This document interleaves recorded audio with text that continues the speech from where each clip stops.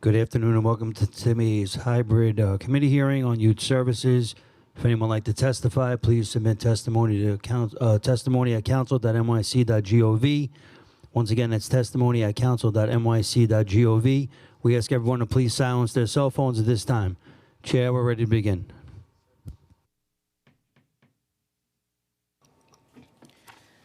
Good afternoon. I'm Councilmember Althea Stevens, Chair of New York City Council Committee on Youth Services. Thank you for joining us today at this hearing on addressing the needs of runaway and homeless youth. In addition to today's oversight topic, we will be hearing 3 bills. Intro 976, sponsored by me, will require DHS and DYCD to report quarterly on the number of LGBTQ homeless persons who inquire about or seek DHS and DYCD services. Intro 977, sponsored by me, will require drop-in centers to participate in the streamlined intake process for youth aging or timing out of youth shelters and who intend to transfer to adult shelters. Intro 54, sponsored by Councilmember Lewis, will require the DYCD to include financial literacy training as part of all youth employment program and programs for runaway and homeless youth. DYCD's runaway and homeless youth shelter system has greatly expanded over the past decade. DYCD currently operates 753 shelter beds for young people ages 16 to 20. 500 beds increased from 2014. In 2019, DYCD expanded their services to homeless young adults bringing in 60 beds online for homeless adults aging 21 to 24. Despite the expansion of the system, there is still a growing demand for age-appropriate shelters. According to the mayor's preliminary management report, DYCD's RHY drop-in center served a total of 1,445 youth in the first 4 months of this fiscal year. 2023, an increase of 48% from the same period in fiscal year 2022. Despite the increase in drop-in center usage, DYCD has issued a directive ordering drop-in centers to remove resting places for young people. Providers have deep concerns that without a place to rest, young people are forced to either turn to the streets or the adult homeless system, where they do not feel safe. This is an impossible choice. I'm eager to hear today whether DYCD plans to continue to enforce this policy or if they plan to identify an alternative solution. The committee is concerned that the surge in drop-in center usage is driven by youth inability to access city FEP vouchers, the rise in unaccompanied young migrants, and the inadequate number of beds for homeless young adults. In City Council's fiscal 24 budget response, the body included a request to baseline $6.3 million for 40 additional homeless young adults, 16 housing specialists, and 16 peer navigators positions. The City Council emphasizes that DYCD must increase its capacity so that the youth in need are not turned away. The limited RHY system is overburdened by these compounding crises. I believe expanding the capacity for homeless young adults is one solution to help alleviate the strain on the system. In addition to today's oversight topic, I look forward to hearing the administration's feedback on my legislation. I'm very proud of the bills we are hearing today. Lastly, I want to stress that caring for our most vulnerable youth is our priority for me and this committee. We're here today to ensure that the comprehensive streamlining services for RHY is also a priority for this administration. I'd like to thank the staff for their hard work in preparing for this hearing, Legislative Counsel, Christina, Policy Analyst, Elizabeth, as well as my Chief of Staff, Kate, and the entire A team back at the District Office in 16. And I believe now we're going to hear an opening statement from Councilmember Lewis. Thank you, Chair. Good afternoon. Thank you, Chair Stevens, for the opportunity to speak about my bill, Intro 54, a local law that would provide financial literacy education in schools and youth employment programs and other relevant programs funded by the Department of Youth and Community Development, also known as DYCD. We all know financial literacy is a crucial life skill that helps individuals make informed decisions and plan for their future. Unfortunately, today we have not provided young people in our communities with access to financial education. Many young people in Black and Brown communities do not have access to financial literacy training through their families and external means, and this particularly affects Black and Brown communities who have been excluded from these opportunities for generations. Far too long, financial literacy education has been a privilege that only certain groups of people have been afforded. As a result, we see a stark inequality in our society, where historically disenfranchised communities struggle to access the critical resources they need to get ahead, whether if that's a decent job, affordable housing, or reliable health care. That's why Intro 54 is so important. By mandating at least 2 hours of financial literacy education to youth in citywide programs, we ensure young people are equipped with the skills and knowledge they need to make informed financial decisions that are very critical to succeed in today's economy and potentially create generational wealth. I look forward to today's conversation to bring equitable opportunities for all young New Yorkers. Thank you, Chair, the committee staff, my legislative director, Andrea Fondules, and my colleagues for their support. Thanks, Chair.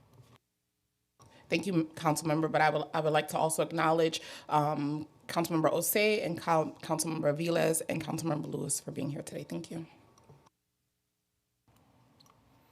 We will be limiting public testimony today to 2 minutes each. For in-person panelists, please come up to the table once your name has been called.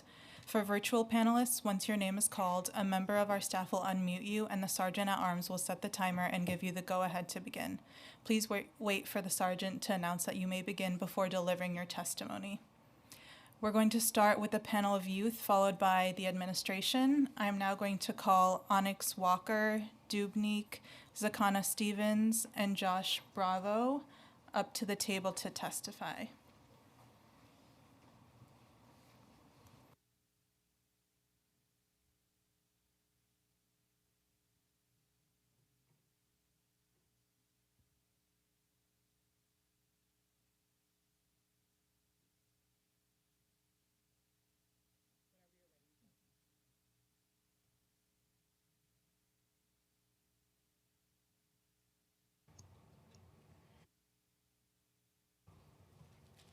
Hello, my name is Zakwana Stevens. I am a youth advocate and part of the New York City Youth Action Board.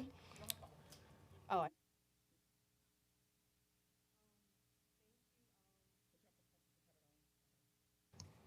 okay. I can move it. Okay.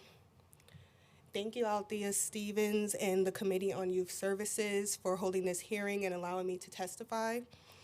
I am for the amendment of Intro 54 and to include financial literacy training as part of youth employment services and runaway homeless youth. As someone who's experienced homelessness at the age of 17, I did not have adult guidance to teach me about taxes. At 18 years old, I worked as an independent contractor before knowing what that phrase meant or even filing my first tax form. Now at 24, I'm finally stable and equipped with more financial knowledge. The mistakes I've made in my teens while ignorant to monetary and fiscal fundamentals, while navigating housing insecurity, has caused me irreparable damage to my finances. I am the outcome of inadequate financial knowledge in the youth shelter system. With all the effort and perseverance it takes to survive and overcome homelessness, it's incredibly discouraging. Once you've found a way to stand on your own 2 feet, you realize you've been knocked several steps back. We owe it to our youth to give them the resources and knowledge they need to make well-informed financial decisions.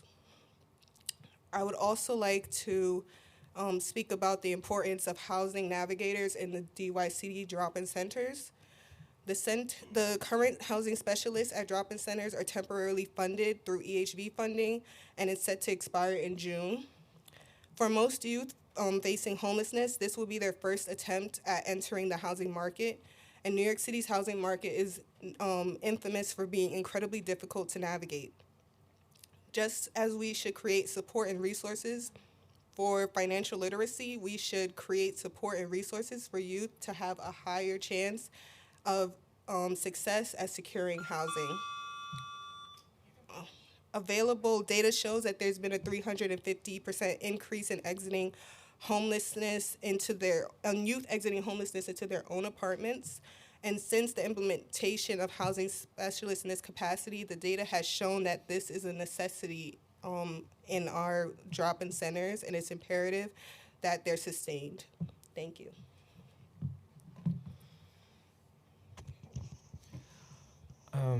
Hi everyone, my name is Dubnik and I use they them gender pronouns. I'm testifying on behalf of Youth Action Board. Out of my lived expertise of an non-citizen forced to immigrate to the United States due to persecution for being an LGBTQIA2S+ individual and my inability to return due to disagreement with Russia's government and support for Ukraine. My displacement and artificial barriers forced on underprivileged persons immigrating to the United States by the government made me houseless. A common situation displaced people face, adding to houselessness crisis. The delays in the USCIS laws preventing undocumented non-citizens and persons at the beginning of their asylum journey from receiving benefits, housing, and employment create unbearable conditions for people living in limbo, unable to advance and exit houselessness. They are living in a constant threat, under constant threat of removal from the United States. The government cannot, however, deport all of them, but rather it gives them a choice to either live in country deprived of resources and rights or leave and never come back. Government wishes to keep poverty abroad, but if you are lucky enough to come here as a non-citizen, border follows you throughout your life here, preventing you from accessing basic necessities. Even though immigration is a federal issue, I wish to raise awareness for all New York City's agencies and nonprofits about people who look like us, who live around us, and face invisible barriers because they are not born here. I would like to include education for staff, on immigration barriers in all services they provide, including financial literacy service that is launched by DYCT.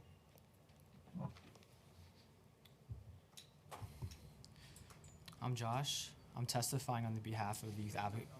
Like, what?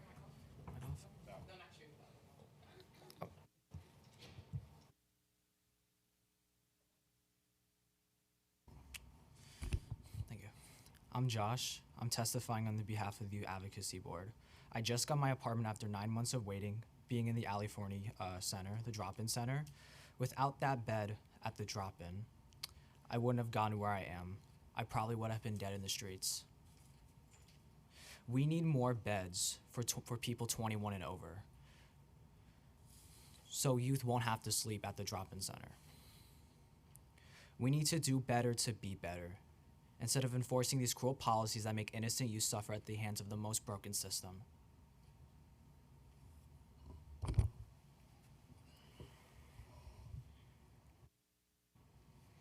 Hello. Good afternoon. My name is Onyx Walker. I'm 25. I'm co-chair coordinator for the New York City Youth Action Board. I want to thank council members Farrah Lewis and Althea Stevens for sponsoring this work, as well as the Committee for Youth. I'm for the amendment of Intro 54. For a long time, the folks alongside me have been powerful advocates in combating the cycle of homelessness in this city and state. From our allies at the Coalition for Homeless Youth to my colleagues at the New York City Youth Action Board, the tenacity and shared fight remain the same. I represent young people who are and have been homeless, as I have been homeless before. I represent service providers who want to aid and empower young people to lift themselves out of their circumstance as I work with those providers. I represent a voice of young people who, despite their struggle, continue to hold systems and decision makers accountable by taking up space in those conversations, for I am one of the people. I exist at this intersection of those who need aid and those who provide. Intersectionality is important for us to acknowledge as we continue to talk about financial literacy and challenge our thinking about what it means to be homeless and how to lift yourself out of that struggle. Make no mistake, homelessness is an intersectional issue. It combines the issues of gentrification, health, both mental and physical, financial literacy, general education, and many more systematic struggles. If we fail to provide adequate learning and resources to unstably housed individuals, we in turn enable a cycle of chronic homelessness. I ask everyone listening, where do you think young people who have had a history of unstable housing learn to budget or do taxes?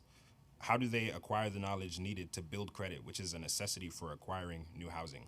Is there a reason to believe that they or we couldn't use a minor lesson in financial literacy? In the city where the cost of living is the highest on earth, why wouldn't financial literacy resources be a priority? If you believe yourself to be an advocate, this is a clear direction to aiding folks who are unstably housed. Supporting this bill, we can work towards lowering the amount of young people who are currently or chronically homeless. The New York City YAB continues to inform decision makers at every angle on approaches that can actually help and consider the affected population. We look forward to what will come of this, and so thank you for your time.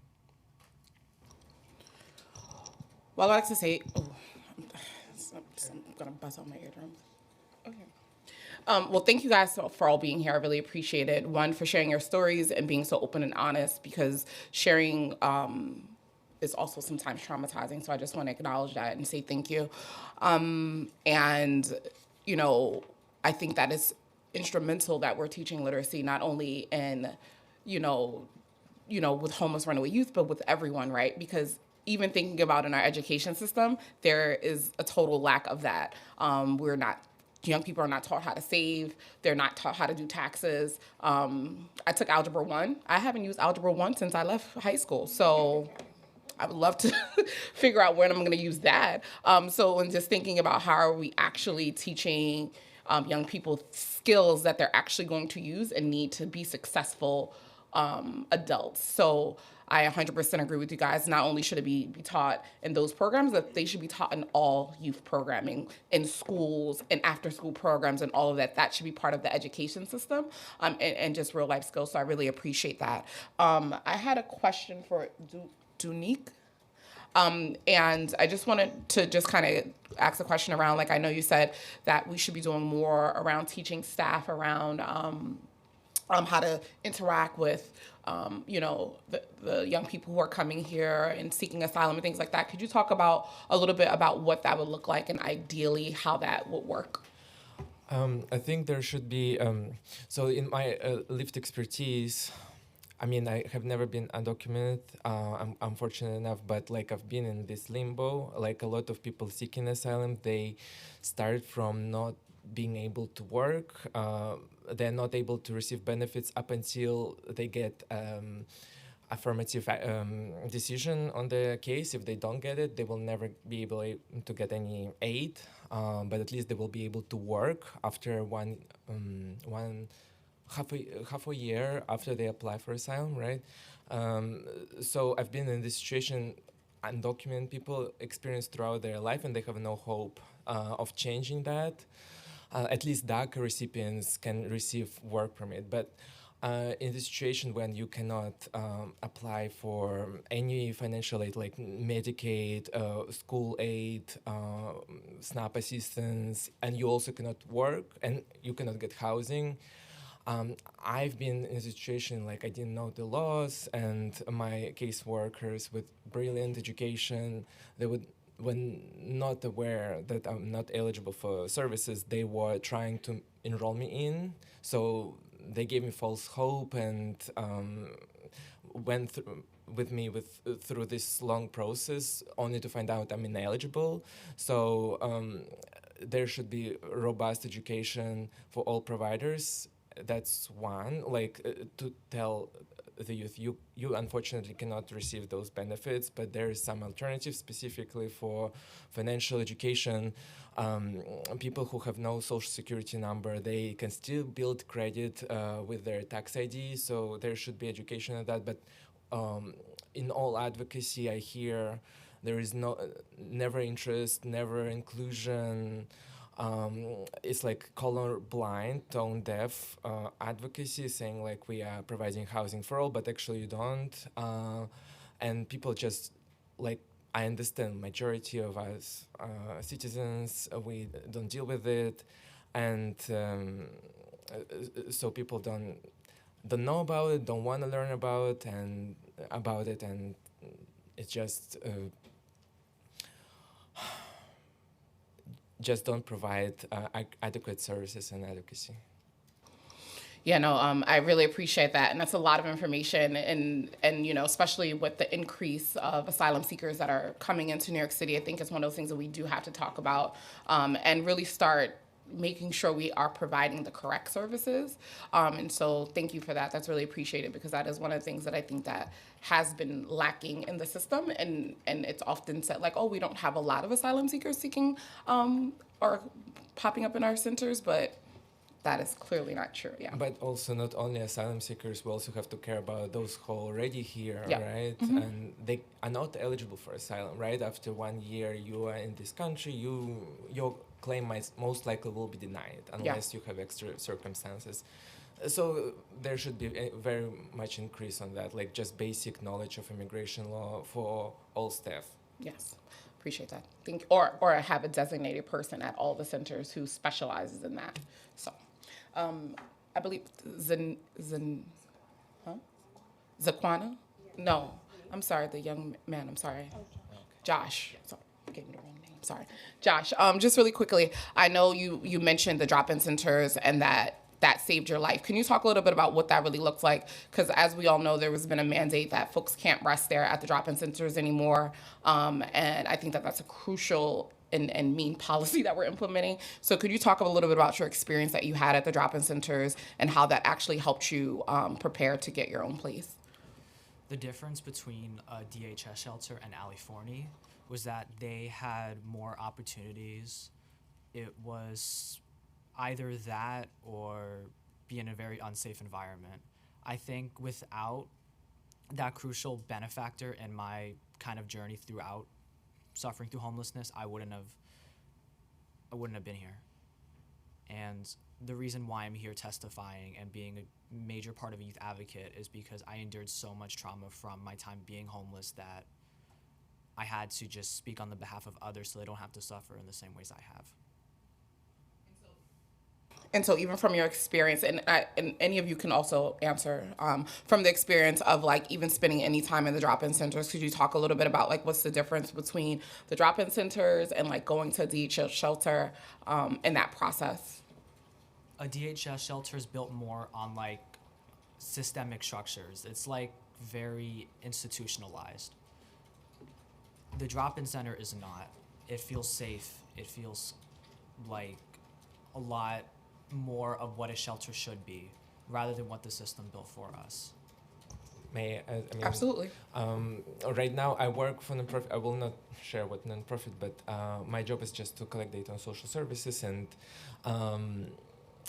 yeah, it feels like those drop-in centers are empty now. It's like they're useless, and Why do you think it's useless? Because people who really there is a lot of people who are not in actual homelessness situation. They're hanging out there still, but people who actually need housing, there is no need for them, it feels like, to come there. But yeah, you asked about DHS. I was referring somebody there. I never been to DHS shelters, but I've been to one of the providers, and the first question they asked my black friend, like, are you on parole or something? Like, they asked about their criminal record, like, first thing. So because they deny people like that, I believe. So yeah. With my my experience with Ali Forney and DHS, the housing at DHS takes a lot longer than what Ali Forney has done, because I had an individualized appointments and more of a focused intensity on my housing. So I did not get my housing done at any other shelters I was at. I got it specifically done at Ali Forney, and it was possibly the quickest it took. And it is a more productive, innovative way how to get youth off the streets into supportive housing, into TILs, into apartments, all types of that. I just think that the drop-in center for even sleeping in like emergency events is definitely something that is needed, because without me going in there in my worst moments, I would have been dead. I would say that drop-in centers are tailored for the age ranges that they serve. We have groups, we have certain resources, but let's also not be fooled that the most important part about drop-ins is that they provide a place for you to sleep and rest your head. If you are a youth trying to, especially if you're a man trying to get into a DHS shelter, one is hard, there's waiting lists, and if you do get into it, it is a more tough environment. It's not like curated for growth or thriving. It's really just more of a survival like kind of space. Drop-in centers that have sleeping arrangements allow you to still be able to go to work, still be able to get meals, still be able to have your schedule, have a schedule that will be sustainable while you're working and trying to figure out your housing situation. I've been in both DHS and drop-in centers, and the DHS shelter was by far the most traumatic experience I had.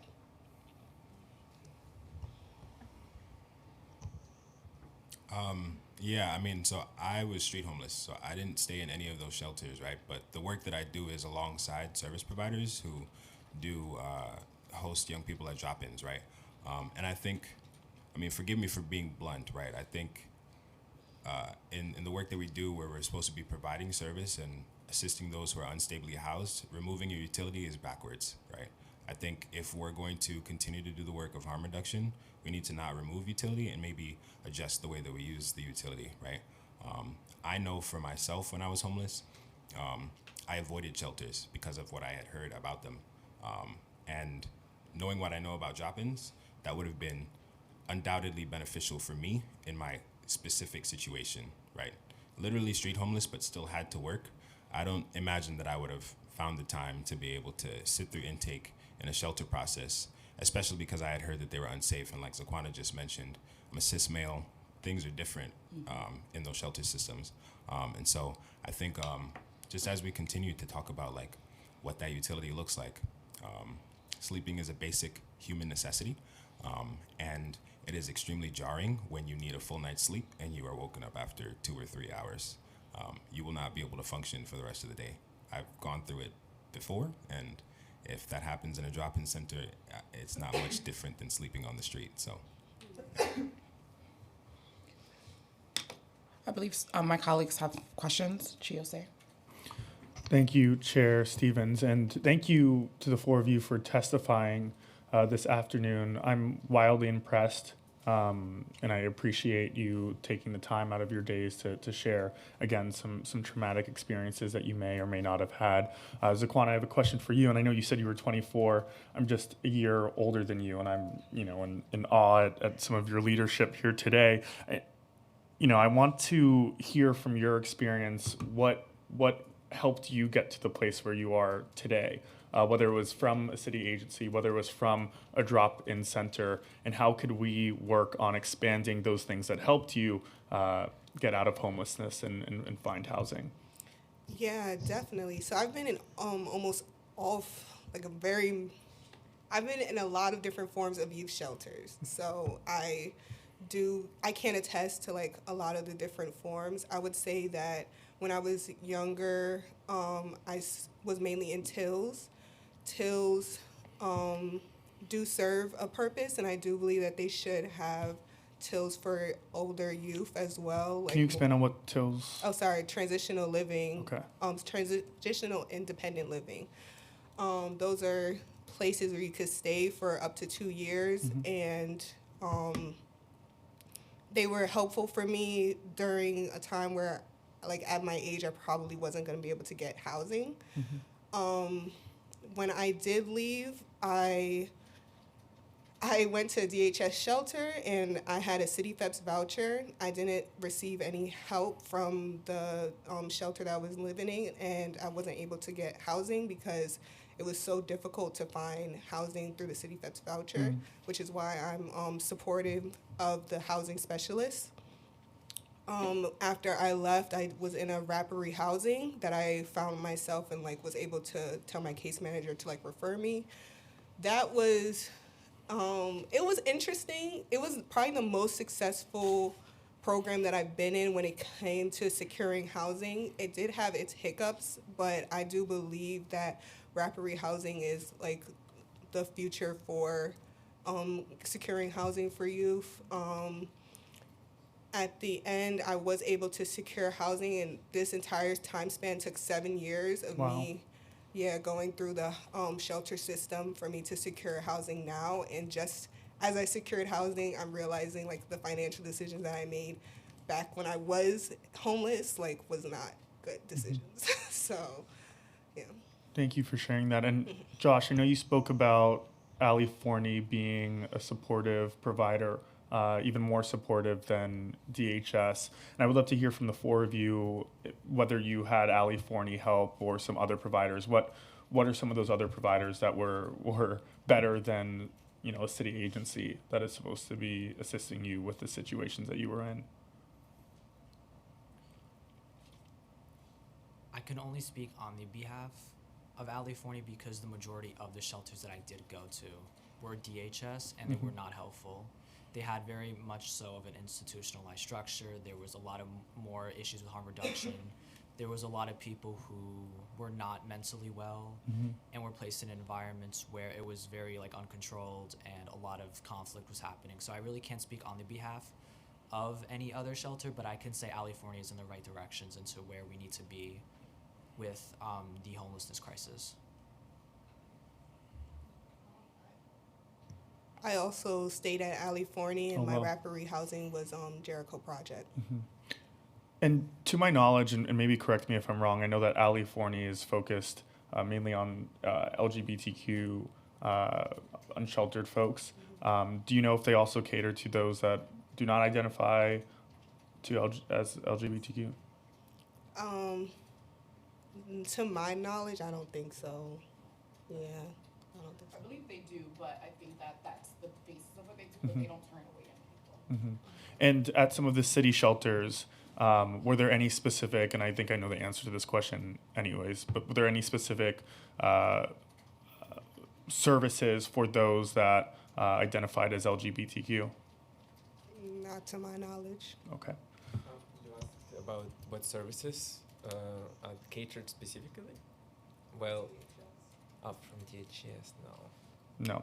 And did you find that a bit difficult if you did identify as LGBTQ when in those shelter systems based off of your Yeah, there is identity? no specific shelter for them. I mean, there is Marsha's house, but yeah, it's not DHS funded. All right, thank you so much for sharing. With my experiences with DHS shelters, there's a lot of issues with homophobia and internalized homophobia in those environments. There's just a very, like a lot of personalities collide, and there's a range of people who aren't as open-minded and as mindful with the things they say. It's from staff who work in DHS shelters. For example, Marsha's house, I have not met a person who identifies of LGBTQ or transgender in that house. And there was a lot of internalized homophobia at that building, and I don't have many great things to say about it. You said from the staff too. Yeah, from Marsha's house. In Project Renewal. I've had my own traumatic experiences in Project Renewal that I really just want to keep myself for now. But it is definitely, there definitely needs to be an improvement with staff misusing their power and things of that sort, and a lot of training and a lot of training on harm reduction, being accepting of people who are non-binary and transgender, myself being non-binary. There definitely needs to be someone being held accountable for how the system is being played out in these types of shelters. It's unfair and it's cruel. Can I ask one more question, Chair? And if, you know, a situation arose at one of these shelters based off of discrimination of your gender identity, sexual orientation, was there someone on site that you were able to speak to about this? If you did speak to them about this, were there any solutions that were provided? No, I was alone. Just alone. And only alone. I had to figure it out for myself. And in my experience, even the higher ups usually don't like do their due diligence or are on, this, are really trying to help you. They're usually trying to just retain staff because the retention rate is so high. Thank you so much for sharing those testimonies. I know it's not easy at all, especially as an LGBTQ identified person, as a young person. I hear you, and I know that we will work hard to try to fix this situation so that no one else like you or that you know has to deal with this in the future. Thank you. Thank you. Thank you. Councilmember Velez? Hi there. First, I want to thank you all for sharing your experiences and fighting and making sure that we do better as a city by all young people. All people, we should be doing better and making sure we provide dignity for all. Now, Onyx, I was wondering if you could talk a little bit more about, you noted the intersectional issue. In what ways could we also be doing better? We've heard some of your other folks up here mention a couple different things like more beds and obviously competent staff that know the services. A real place where people could actually put forward grievances. It sounds like there's no process for that and you're left to your own devices and potentially leaves you open to retaliation from staff and possibly others. So could you give us some other additional like concrete recommendations? So the work that I've done for the past, I want to say 7 or 8 years has been youth organizing. And I think that's where the lens of intersectionality comes from, because what I was working towards before was ending the school to prison pipeline, right? But homelessness is a part of that, right? And so I think trauma-informed work is a big piece of that, right? And so it includes, right, considering who you're speaking to and where they're coming from, what their perspective might be. Consider that they may not know enough or that they already know what it is that you're trying to tell them, but you should meet them where they're at, right? And so that means asking more questions first, I think. There are some other things as well, for example, right, like gentrification is a part of this issue as well. And I don't think we necessarily need to give a crash course to every individual on what gentrification means, but what that implicates for individuals who are looking for housing, right? And so, the average rent in New York City as of last year was about $1,600 per month. And on a minimum wage salary, if you are lucky enough to get a salary, it will be a struggle to maintain that, to say the least. And so I think, right, a lot of young people have entered into rapid rehousing programs. So Zaquana and I can attest to this, bless you, have entered into rapid rehousing programs looking for housing, but not knowing how to sustain the housing, right? And so that's why I talk about the financial literacy piece, because, right, a lot of young people will say, okay, here's a way for me to get an apartment, and they'll get the apartment, and they'll be like, okay, well, thank God I'm not homeless anymore. But now they have this rent that they have to pay and sustain, and they don't know how to do that. And then in the event that they lose the housing, they don't know how to regain housing on their own. And now they've passed the age threshold, right? So now they're no longer young enough to qualify for the same rapid rehousing program. Now they're 25, 26, and they can't get those access to the same resources. And so I think that's a part of that. You mentioned education in public school systems, and that's a part of that same intersectionality, right? I've been thinking about it for years. No one taught us how to do our taxes. We had to go and seek that knowledge elsewhere. And if you don't know where to look, you won't find it. I'm still learning how to do my taxes. So I think just imagine someone who's in the middle of their crisis and is trying to figure out how to just get housing first. Where are they going to find the time to learn how to do their taxes, budget, build credit, et cetera, right? For example, Dubnik alluded to some things that folks who are undocumented might not know, right? You can still build credit without a social security number, right? And so, again, you don't know what you don't know, and I think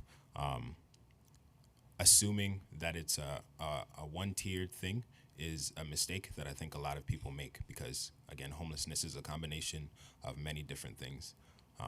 So I hope that answers your question. No, thank you so much. We have an enormous amount of work to do. We thank you all for your testimony. Councilmember Lewis. Thank you, Chair. I want to echo my colleagues. I want to thank you all for being here and for sharing your experiences with us. You all are change makers, and this is how we change the situations that young people like you are going through in the city of New York. I have one quick question.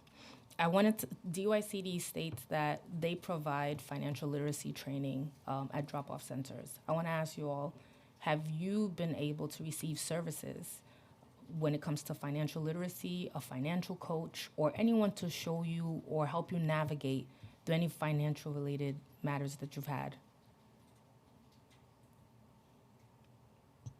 No.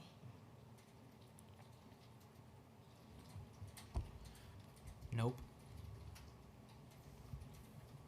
Yeah, I mean, like I said, I was street homeless, but I can also say that even in some of the programs that I work with, it doesn't seem to me that financial literacy is being pushed forward.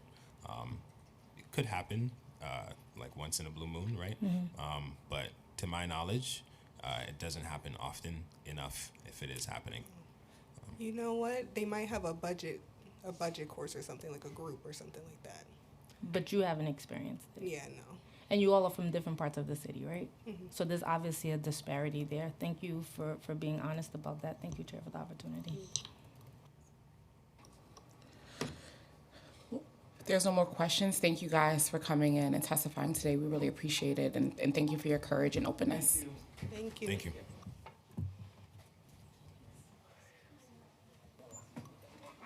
Before the next panel, we're going to take a 5-minute break.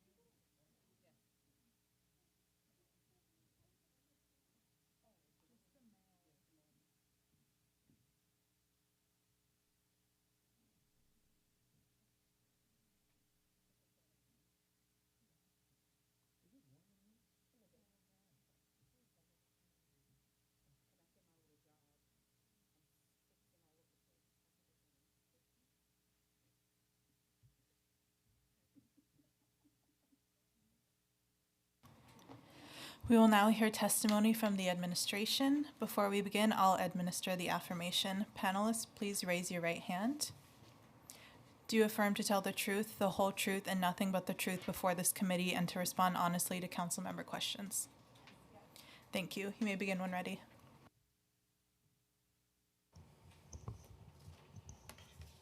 Good afternoon. Good afternoon. Excuse me. Chair Stevens and members of the Youth Services Committee. I am Susan Haskell, Deputy Commissioner for Youth Services at the Department of Youth and Community Development. I'm joined by my colleagues from Runaway and Homeless Youth Services, Tracy Thorne, Director of Strategic Partnerships and Data Analysis, and Samantha Dawkins, Director of Program Management. Our pronouns are she, her. On behalf of Commissioner Howard, thank you for the opportunity to update the Council about how we address the needs of runaway and homeless youth. I want to take a moment to recognize the leadership of former Youth Services Chair Lou Fidler. On behalf of runaway and homeless youth, DYCD is grateful to have worked with the City Council over years, as well as providers and advocates, to build a comprehensive continuum and ecosystem of runaway and homeless youth services.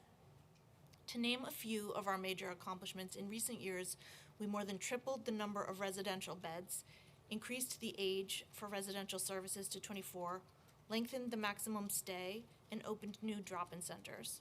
There are currently 8 DYCD-funded centers with at least one 24/7 center operating in all 5 boroughs. Young people can now access high-quality mental health services in drop-in centers and in residences. Our system is unparalleled and demonstrates the city as a national leader in fighting youth homelessness and ensuring better outcomes for young people. In recognition of that, in 2021, HUD awarded New York City a $15 million grant as part of the Youth Homelessness Demonstration Program. DYCD is the lead agency for implementing the New York City Coordinated Community Plan called Opportunity Starts with a Home. Many city agencies came together to develop and implement this plan in partnership with youth who have lived expertise with homelessness, service providers, and other community stakeholders. This funding supports a wide range of new housing and service interventions to prevent and end youth homelessness. To support the goals of this plan, the city has funded financial literacy coaches and peer navigators in drop-in centers. These areas were prioritized by members of the Youth Action Board and the Planning Committee during the planning process. The annual New York City Youth Count ran from Wednesday, January 25th through Friday, January 27th, as part of a citywide effort to determine New Yorkers' housing situations on the night of January 24th. During that time, RHY partner staff and volunteers asked young people between the ages of 14 and 24 to complete an anonymous survey on the real housing experiences of youth and young adults. The New York City Youth Count was conducted at various times and places, including at participating youth services programs, RHY drop-in centers, mobile outreach, virtual survey rooms, and other locations. Additionally, all elected officials and community board members were invited to participate, and special training was made available. We're hosting a feedback session this Thursday, and we thank the committee and the Youth Action Board for their continued partnership to make continuous improvements to ensure every runaway or homeless youth is counted. With support from the federal government and a pilot program for city FEPs, since the fall of 2021, 307 young people from runaway and homeless youth programs were able to move into their own apartment with housing vouchers, with an additional 110 waiting to sign leases. DYCD utilized the federal emergency housing vouchers and city FEPs, supported by teams of housing navigators and peer navigators working out of the RHY drop-in centers directly with youth to help them through the process of identifying and securing a permanent home. I would now like to touch base upon the 3 pieces of legislation being considered today. Intro 54 would require DYCD to include financial literacy training as part of all youth employment programs and services for RHY. Currently, all DYCD-funded youth workforce development programs, including the Summer Youth Employment Program, have financial literacy as part of their program curriculum. I would be pleased to facilitate a more detailed review of those services with my colleague, Deputy Commissioner Valerie Mulligan, and her team. In terms of financial literacy for young people in RHY, as my testimony touched upon, we offer a financial coach in each of our 8 drop-in centers, using a tailored financial counseling model to meet the unique needs of youth ages 14 through 24. Trained financial coaches meet with young people on a one-on-one, host clinics, and join drop-in center activities to incorporate and build financial literacy and life skills to meet the needs and goals of youth participants. The goal of the program is to financially empower vulnerable youth, and the program model is being developed in conjunction with the Department of Consumer and Worker Protection. We look forward to continuing discussions on this bill. Intro 976 would require the Department of Homeless Services and DYCD to report quarterly on the number of LGBTQ persons who inquire about or seek DHS and DYCD services. as well as the number of beds received for such persons and the rates and reasons when given that such beds are refused. Pursuant to Local Law 86, twice per year, DYCD reports the data we collect on gender identity, sexual orientation, and other characteristics for youth in RHY residential programs. DYCD could expand this data reporting to include youth who receive services in DYCD-funded drop-in centers in the information we provide in our Local Law 86 RHY demographic reports. Please reach out to our partners at DHS about the impact of Intro 976 on their work. And finally, Intro 977 would require drop-in centers to participate in the streamlined intake process for RHY youth to transition into adult shelters. This bill would expand Local Law 81, which last year saw 61 young people referred through this process. Similarly, we suggest discussing Intro 977 with DHS as another agency impacted by this bill. Thank you once again for the opportunity to discuss how we are addressing the needs of runaway and homeless youth in these 3 bills. We look forward to continuing to collaborate with you, advocates, providers, and youth in the time ahead to continue to improve services for youth. And we're pleased to answer any questions you may have.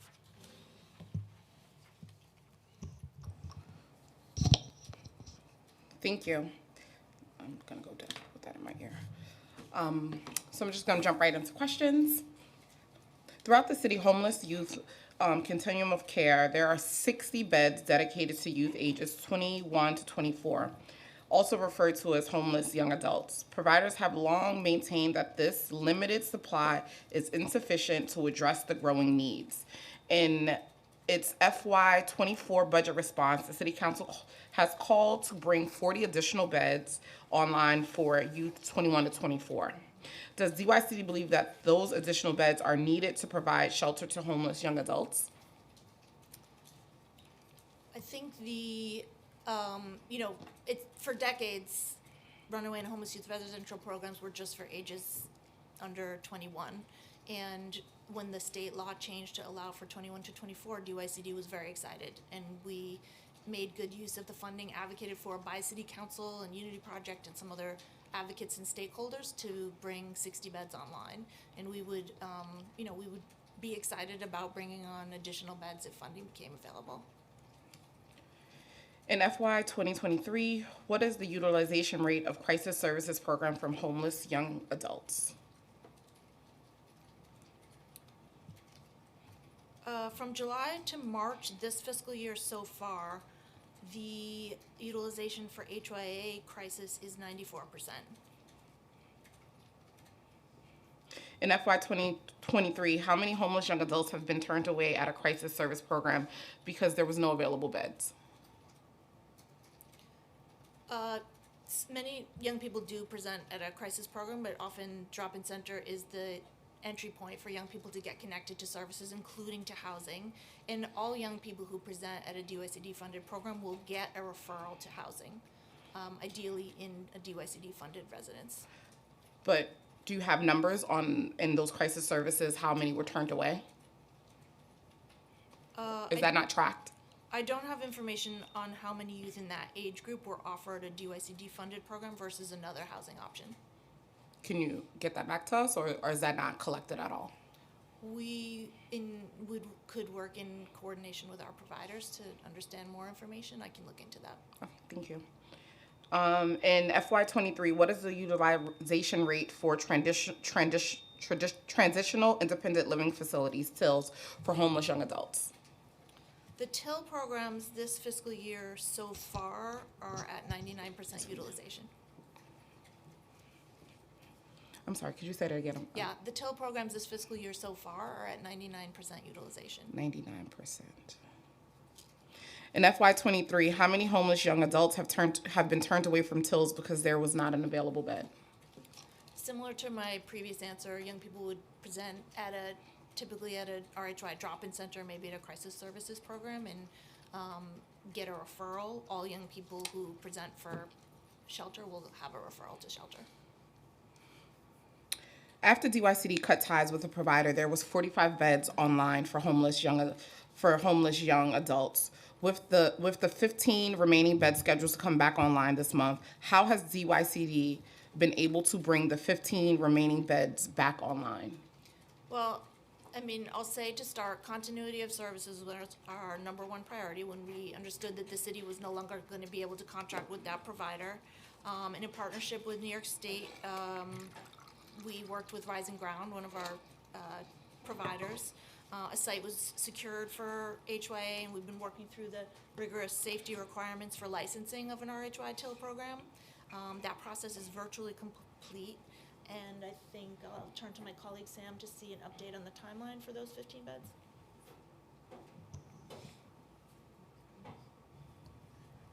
Hi. Yes, we're looking towards the end of this week or early next week to have those 15 beds certified and back online. So I just want to say I'm a little concerned because the number of beds are already so low, and then having 15 taken offline to me is just really unacceptable. And so what is a contingency plan if this happens again so that we're not losing bed capacity? And what is the plan moving forward? I mean, I think it was this was an unforeseen circumstance where this, provider was no longer able to be contracted, and they operated five residential programs with DYCD funding. 4 of those programs, were under a year. It takes a long time to meet New York State certification requirements. 4 of those programs are online and operating, and the last one is close. Obviously, continuity, again, it's been a sense of urgency for us with weekly, weekly meetings about how that's going, to stay on top of it. Absolutely, I hear you. But what I'm saying is, how do we prevent this happening again? Because we already only at 60 beds, and you've already testified that a lot of these services we're providing are at 94% capacity, 99% capacity. So losing 15 beds to me is crucial. So how do we make sure moving forward, is there a contingency plan if something like this happens again so that we are not losing capacity? I mean, one of the things that we try to do is stay in close touch with our partners about available residential real estate that might be appropriate for congregate care that's going to meet the very specific and home-like requirements for New York State certification. So we do try to be aware of potential spaces in New York City that could be connected with, but until there's a funded contract provider seeking a lease, that's more something we try to keep awareness of, so that we're ready if something like this should happen again. Yeah, I really would love for us to really have a contingency plan, because as we can see, especially with the city and contracting, nonprofits are in trouble because we don't pay them. And so we need to make sure that we have plans. And so yes, continuity of services is absolutely everyone's top priority, but then we also need to have contingency plans because we know the situation that we're in. So I really hope that we start developing some type of plan so that these things can't happen, because once again, I already believe that 60 beds is unacceptable and super low, and we should be having more beds available to this group of young people. But to then have 15 beds offline for any amount of time, to me, is just unacceptable. So I'll move on to the next question. How many young people aged out of DYCD shelters on their 21st birthday were then forced to enter an adult shelter? I wouldn't have that information today. I don't have that information today. So you guys can get that back to us? Yeah, can you say the question again? Aged, turned 21 On their 21st birthday were forced to enter an adult shelter. to DHS. Okay. Yes. I mean, one indicator of that data would be the streamlined process that we spoke about briefly in testimony that is part of one of the bills that you're speaking of. We do track on an annual or biannual? On a biannual basis, the numbers of young people who seek like a facilitated connection to an adult shelter, acknowledging that the DYCD providers already have a good amount of information about young people and can help, and by providing that context for DHS can kind of streamline their referral into DHS. So we do have information on that. Okay, great. And for me, my hope would be that we would have more young people aging out, moving into permanent housing, and not just shifting them from shelter to shelter. And so that should really be the goal. And we should definitely make sure that that is a top priority. And I have a question, a follow-up question for one of the ones I asked earlier. Will any of the sheltering RHY beds be going offline since they are closing? Similar to the experience we had with the other provider, this is really unexpected. We are truly disheartened about Sheltering Arms. We owe them so much money. It's not unexpected. And we have 3 residential programs with them and 2 drop-in centers. We are on schedule for the 2 drop-in centers and 2 of the residences for a May 1st transition and a July 1st transition for the other residential program. So our goal is to have a smooth transition, no disruption to services, and I think we're on track. Thank you. DUIC does not permit a young person to stay in a shelter from 16 to 20 years old once they turn 21, even if they are still time left on their stay. Why doesn't DUICD permit older youth to remain in those programs past 21? I think when New York State law was changed, there'd been years of advocating for additional beds for 16 to 20-year-olds. And as I mentioned in the testimony, we tripled the number of beds, and young people age 16 to 21 are vulnerable. It could be argued they're even more vulnerable than 21 to 24-year-olds. So our goal is to maintain that robust resource we've developed. And for the most part, if you're under 21, we can find a bed for you. I think our providers in the drop-in centers would acknowledge, we got that, we have 50 residential programs in total, and we have beds available. So we're trying to maintain that resources as it was designed and as it's licensed by New York State. We could make some changes to that, but our goal is really to preserve those resources for young people ages 16 to 20. Yeah, no, I hear that, but I think also, too, we just have to be cognizant of not traumatizing people oh, it's your birthday, get out. It's wait, what? Like your birthday present is now go, and thinking about what does that look like, right? And so if you're 21, you turn 21, there should be some wiggle room in there. And so, yes, you're still maintaining it, but me being 21 in a day shouldn't determine me being kicked out. I mean, these young people are already traumatized enough and feel rejected enough. And so our jobs is to make sure that we are trying to really support them through this process. And I think a birthday present of get out is crazy to me, because that's basically what we're doing. So I'll move on, and I have some questions around the drop-in center. A total of 1,445 youth and young adults were served through an RHY drop-in center for the first 4 months of fiscal 2023, an increase of 48% from the same period in fiscal 2022. This exceeds the annual rate for fiscal 2023. Does this agency believe that the limited number of beds in homeless young adult system is driving the increase young people to stay in overnight drop-in centers? I think to some degree we're seeing what you described as a surge, because during fiscal 21 and there was definitely a reduction in people accessing services moving about the city during COVID. So I think to some degree we're seeing kind of a return to a more typical flow into drop-in centers that we had before. I don't know if that's just more people coming out to access service, which we find really encouraging. So DUSC doesn't see this as, because there's a lack of services, a lack of beds for this group, that's not helping to increase the utilization of the drop-in centers? I mean, I think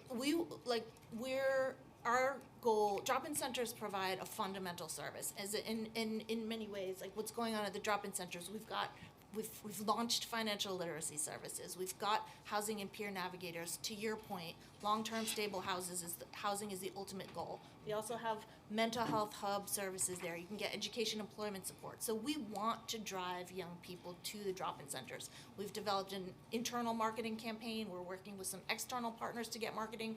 We see it positive if young people are going to the drop-in centers to access service. I don't see that as negative. We'd like to see that number continue to increase. We want to make sure any young person who needs it knows about the service and comes to the drop-in centers. And we've been adding services there, so it's not surprising to me more young people are coming. I'd like to see that continue.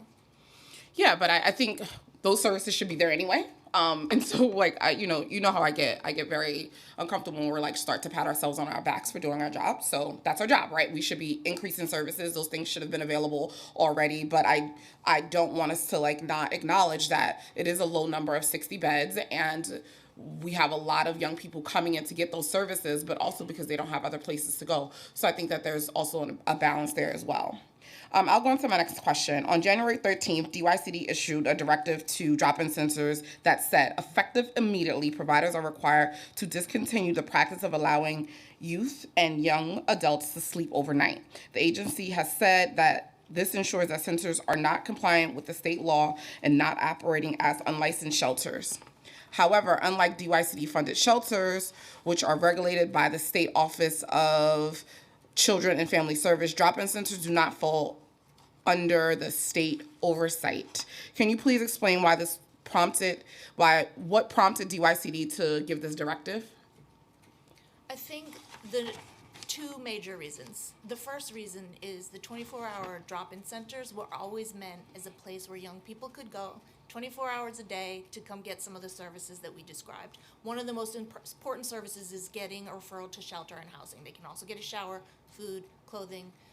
In addition, there are a lot of young people who don't need shelter tonight. There are also young people who may be couch serving, who are, en route to get maybe a supportive housing placement. There are a lot of young people who don't need shelter tonight who we still want to come to the drop-in center and get these fundamental services. That's the drop-in center model that was that's the contract, that's what's put in the RFP, that's what DYCD is funding. So the number one is that we wanted to reiterate for providers, this is not a place for planned overnight sleeping where the lights go off and services stop. This is really a place for young people to access service.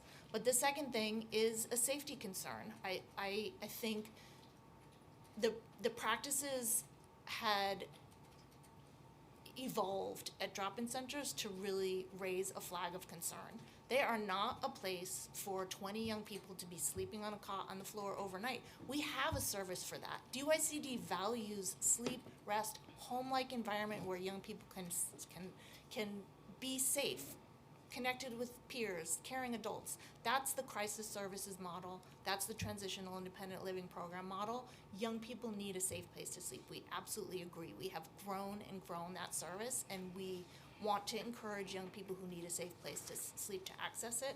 But for safety reasons... What are those safety reasons?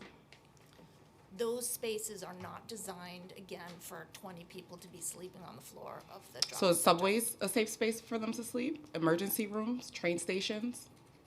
No, I think we probably share a vision for a dignified, safe, and welcoming space for young people to be. I hear you, but we have not created that space, so then what are the options? Every young person who comes to a drop-in center will get a referral to shelter services. What happens when it's not available?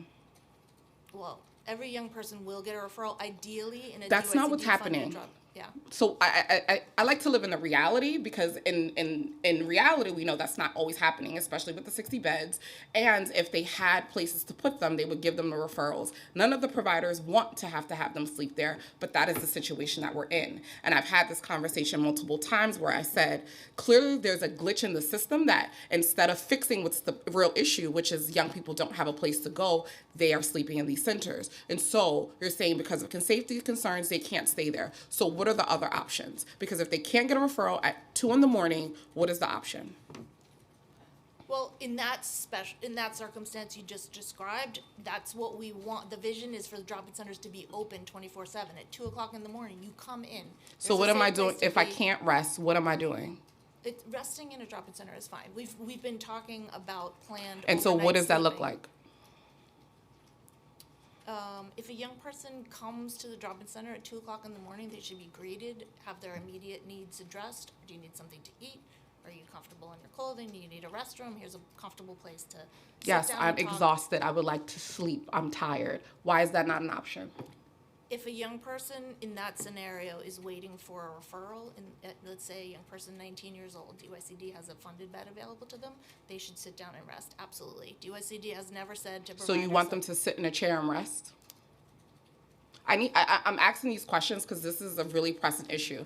And so, like, in reality, on paper, it might look one way, but in reality, we know that's not the case. And so what you're saying is at 2 o'clock in the morning, a young person shows up at a center, they're greeted, they're given food, they're given clothes, and then they're given a chair to sit in until 9 o'clock in the morning and when they can be referred out.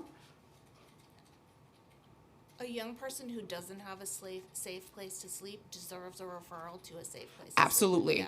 It's 2 o'clock in the morning. What are they doing between 2 a.m. and 9 a.m.? I mean, I think we might be on the same page to some degree that the value of the 24-hour drop-in centers is that at 2 o'clock in the morning or 3 o'clock or 1 o'clock, a young person can find a safe place where there will be caring adults coming in and finding out what their needs are. And if they need to be referred out in the morning, come in, make yourself comfortable. We're going to talk to you about some of what your urgent needs are and your options for a safe place to stay, and we'll figure that out in the morning. Please come in and rest. Everyone knows I'm a person. If I do not believe something does not make sense, I will not do it. And I do not believe that what we are putting in as a policy makes sense.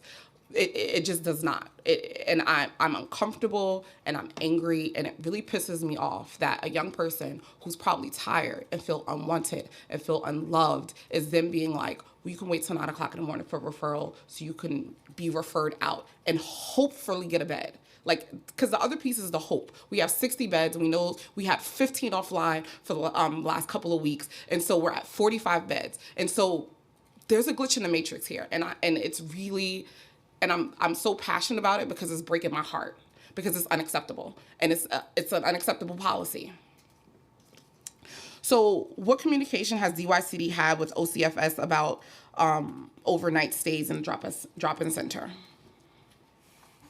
The OCFS is DYCD's oversight for runaway and homeless youth services, and we stay in touch with the OCFS on any major policy decision. We had communication with them before we issued our directive. We've spoken them about it afterwards. We stay in pretty close contact with OCFS. They are our oversights. Yeah, but I'm also hearing that they are willing to really look at this policy and bring something that actually makes sense. So what does that communication look like around this specific drop-in policy? I think that OCFS has expressed that they would be open to conversations about different models, and we are also open to conversations about different models. So if we're open to it, when are we going to start the conversation? Because I think this is an urgent matter and deserves immediate attention. And it's been going on for a couple of months now. Yeah, I actually think OCFS is preparing to host some conversations about their runaway and homeless youth regulations in the upcoming weeks.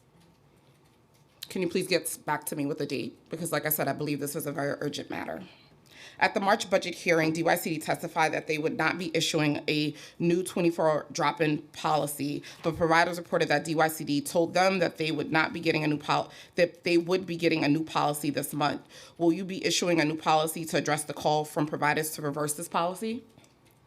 DYCD stands by the guidance that we issued. It was consistent with our contracts. It's consistent with the RFP. It was the planned service of 24-hour drop-in centers, and we are standing by that. So we're standing by having young people not having a place to rest. I just want to say that's crazy to me. I'm not standing by that. I'm gonna tell you that now. I do not believe in this policy. I think it's detrimental to our children, and I think we're re-traumatizing them. So I do not stand behind this policy, and I will support providers who also don't stand behind this policy. Providers have said that DYCD has been reluctant to meet with them to discuss drop-in centers. Can the agency commit to working with providers to address their ongoing concerns? When is the next time you're planning to meet with them to discuss this policy? DYCD will meet with providers anytime. We will pick up the phone and meet with providers, like anytime they want to have a meeting. Any one of us, you can contact any one of us, individual, group. We are available to providers. We've had no less than a dozen probably meetings about the drop-in center policy since the guidance, and that doesn't even include. That is not what providers are saying.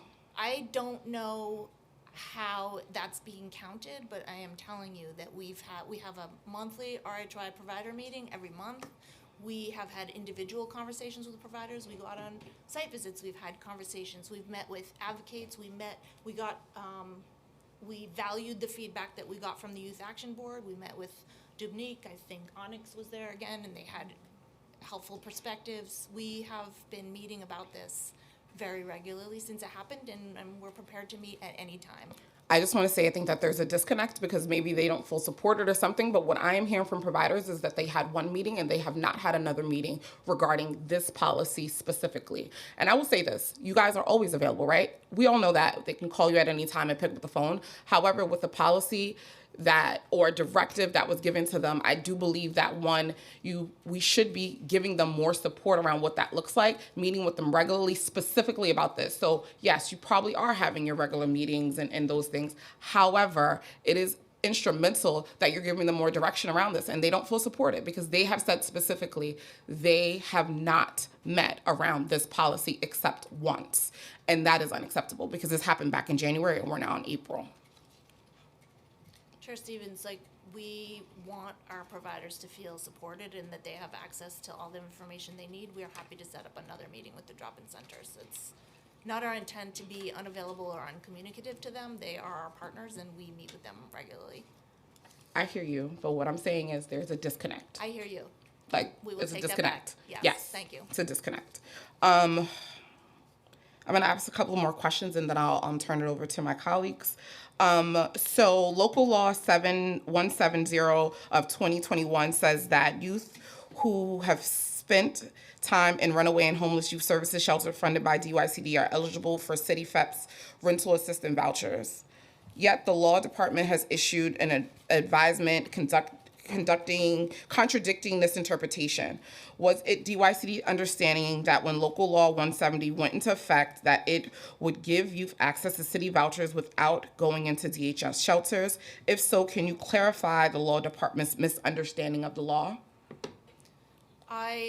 We won't be speaking on behalf of the law department, but I'll defer to my colleague Tracy, who facilitates the city FEPs and the voucher work.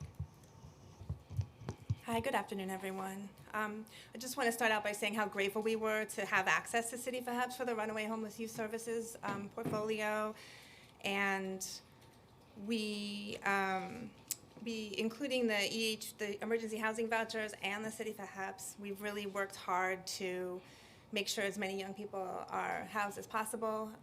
Susan mentioned in her testimony that we have 300 youth who moved in and 100 more who are linked. So. We're proud of the work that we're doing.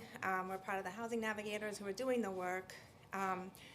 It is our understanding that outside the current pilot, the rule for City FEPs allows for a young person's time in DYCD-funded RHY program to count toward the length of stay eligibility for City FEPs if they're in a DHS shelter.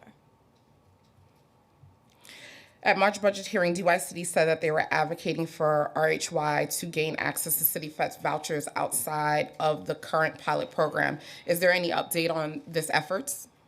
We are in constant communication with OMB about these requests. So there isn't any update. It's just been communication. Just communication. Because I just want to say in the testimony, I know it said that that Susan Haskell gave us today, that since 2021, that only 307 young people were given these vouchers. And that, to me, is a bit low. And so definitely want to see how we can work together to really make sure that young people have access to these, because it goes back to something I said earlier where we really shouldn't be having young people leave the DYCD shelters to go into another shelter system. We need to be thinking about how are we getting them to permanent housing. So really want to make sure that that is like the priority over like, let's get into another shelter. So I'm going to pause here for a minute so I can leave space for my colleagues to ask questions. Councilmember Osei. Thank you so much, Chair Stevens.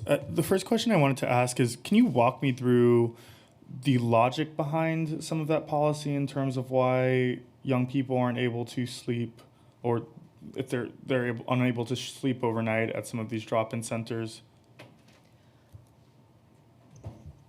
I appreciate that question because I really want the opportunity to say, like, fundamentally those spaces are not designed for overnight sleeping, for congregate sleeping, and these are funded as 24-hour drop-in centers to be services is a very different expectation that we have for the, as I mentioned, 50 residential programs that we have, around fire exits and means of egress, and just the way programs are set up is very different around like community services versus congregate planned overnight sleeping. And so that is what drove the decision, and that's what drives standing by. We want young people to be safe, and I can't assure that those spaces are suitable for something that looks like an overnight shelter. But I do hear Chair Stevens on the point that if the intention is to provide safety for these young people, I'm not sure if the streets are more safe for them. So I guess my follow-up question would be, when you do refer some of these young people to other shelters or places for them to sleep, what does that process look like? Is there transportation that is provided to these young people, or is there elaborate detail on where they're going? Are you providing them with details on the closest place for them to sleep, or is it just an array of different options for them? Can you walk me through that part of the process in terms of what that recommendation looks like for a young person that is trying to find a place to rest their head, if not in a drop-in center? Yeah, I appreciate that question. For sure, our providers would do a better job of explaining their practices, and each provider probably varies a little different. But generally speaking, we want to make sure young people are coming into the drop-in centers every hour a day. You might have gotten home a little bit late, the door is locked at home, there's a safe place for you to come. You come into the drop-in centers, and some people are coming more regularly. They're coming in for, all kinds of basic needs and other kinds of services. So you'll sit down with an adult to see, like, hey, how are you doing? What's your situation? You need anything right now? They start to build a relationship.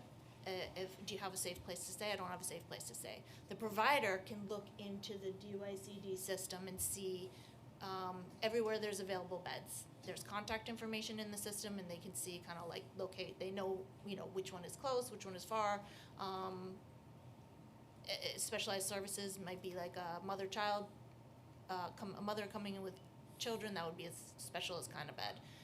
They can contact the provider. Hey, is this bed available? We want to make a referral to tomorrow.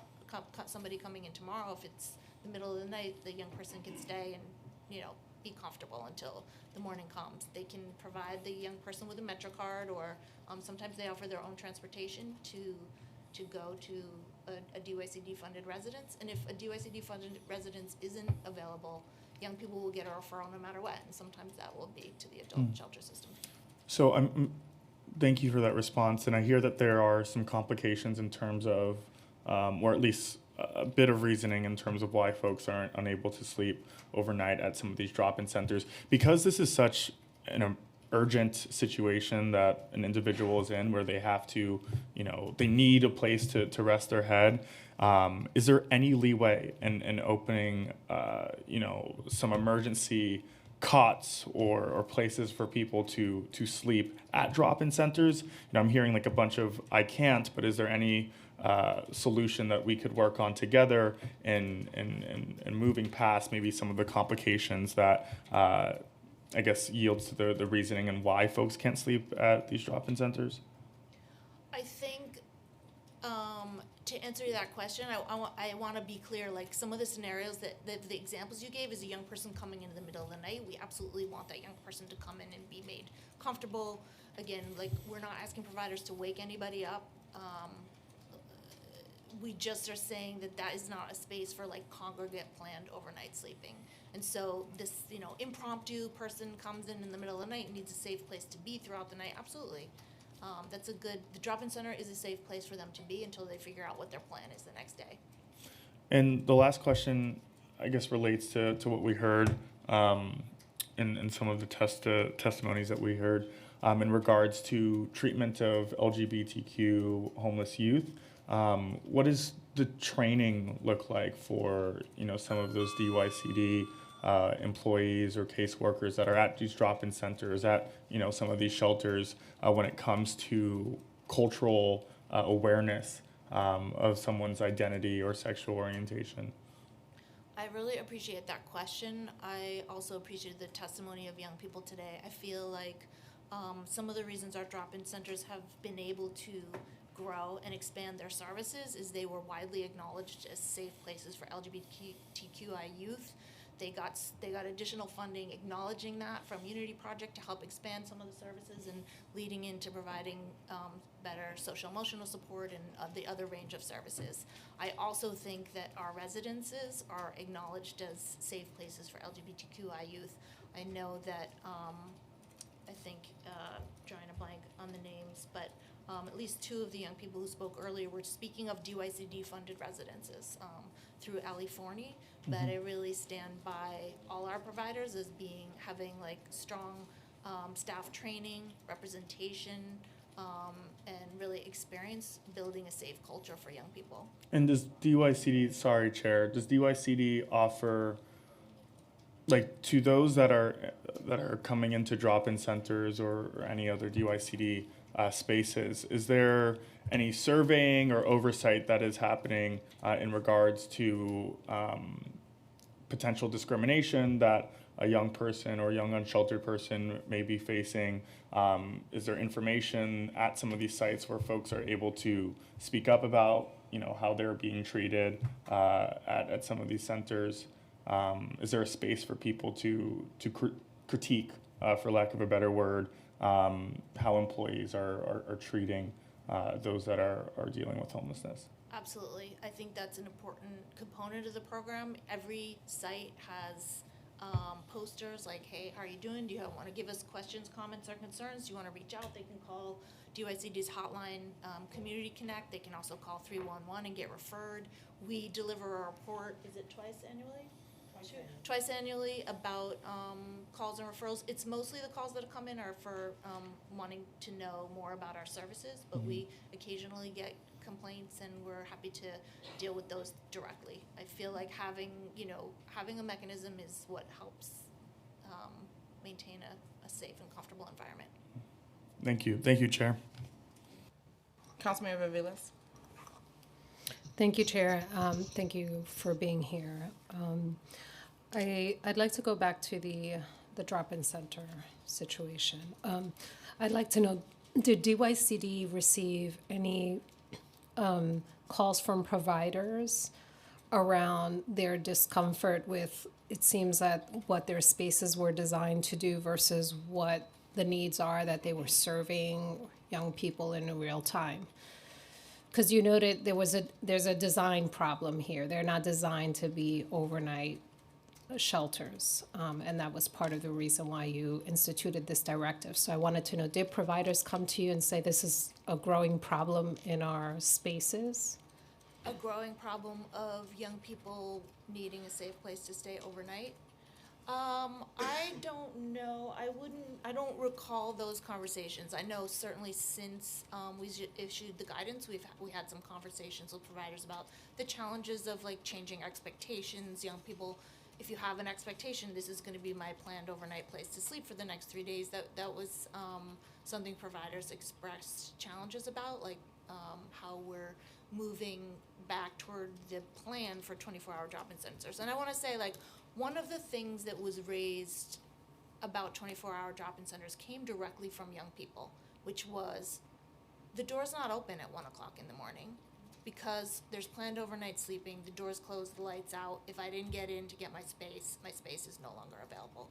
So some of the concerns that were lifted up were from young people directly, supporting the vision of being open 24/7 to provide service, to welcome young people in any time of day or night. So when you issued the directive, was your guidance vetted by providers? I felt like I heard an ambivalent, like maybe there was one round of conversation post-directive in terms of feedback, but was that at all a collaborative process, or was it simply DYCD issued the directive, put it out, and then you had that kind of response from providers? It was not a collaborative process, and it was consistent with what we fund providers to do in a 24-hour drop-in center. So neither was it a collaborative process that the practices became more and more resembling shelter. Like, we were clear again in our RFP and the contract in our monitoring of contract services about what our expectations are, and the guidance was completely consistent with that. Sure. It sounds like the practice the day-to-day practice differed quite significantly from probably what the contract parameters have been, and that's been a culture of practice over many years. I don't know if I would say many years. I certainly feel things, I don't know, COVID impacted a lot of. I will say this practices and- practice has been going on for a good number of years. A good number of years. In terms of the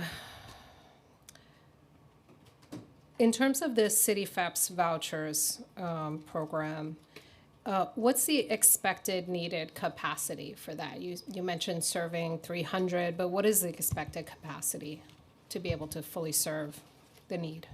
Thanks for that question. This is, it's really important to know that as the emergency housing vouchers are leased up, we want to increase the capacity to offer young people City for HEPS shopping letters. So it would be a ramp-up period. So, the total capacity. You mentioned the 300, 100, like if we were using all the vouchers available to us. Yeah, so if we had, we had 600 EHV vouchers available to us. And so we would like a number similar to that available to young people. So 600 forward. vouchers are issued in total, and you've been able to utilize or successfully place 300 and some odd young people. 300 plus another 100 are linked to apartments and will be moving in. And so that leaves about 200. So we would just always want that capacity to be available to young people in the RHY programs. Some So of those young conti- people might have shopping letters even. They, most of the people, the emergency housing voucher program stopped taking applications in September. And so at that point, we ramped up our City for HEPS shopping letter output. And so now 54 young people have shopping letters. And we are, we would like to have a continuous capacity to be able to offer permanent housing to young people. And so, it's going to be, so we're able to be leasing up the 600 young people from the EHV, and that's our first large group of vouchers that were available, and so we would like to continue to have access around that same amount moving forward, since we're able to accommodate that many young people getting leased up. And so is the request, is it a funding request that you need to be able to maximize and use that entire amount? I'm having a little challenge understanding you want a larger scale, you have it, but you haven't met it. Is there a funding issue? I'm having a No, problem. I think it's like the process has a little bit of lag time, so we're gonna get to 500 on EHV, and we're gonna get to, is it 60 or 50 with City FEPS? Yeah, we're at 600 EHV and 50 City for HEPS. We're gonna get there. They're before you get to move in, you've got lease up. Before lease up, there's apartment search. All that work is what the peer navigators and the housing navigators are doing with young people now. And is that program at all, I'm sorry, Chair, impacted by the last round of PEGs? No.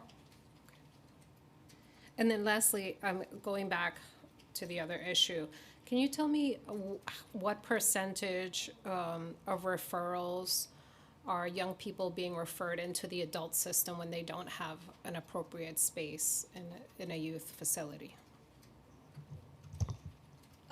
I don't know that we have complete information on every young person who isn't able to access, but we do have information, 2 pieces of information that I think are valuable. One is the Streamline. Do we have the numbers on Streamline? Yep.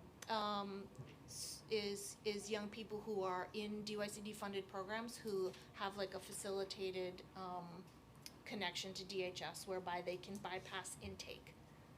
Because that's one of, that's something that young people say, hey, you already have all this information about me. Do I need to go through that process again with another agency? And we've been successful working with DHS to minimize that.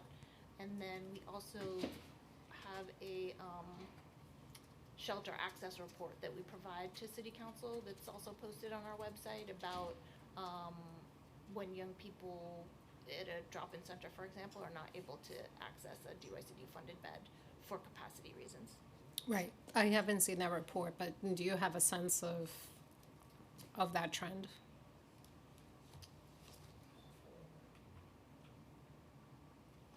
Yes, give me 1 second.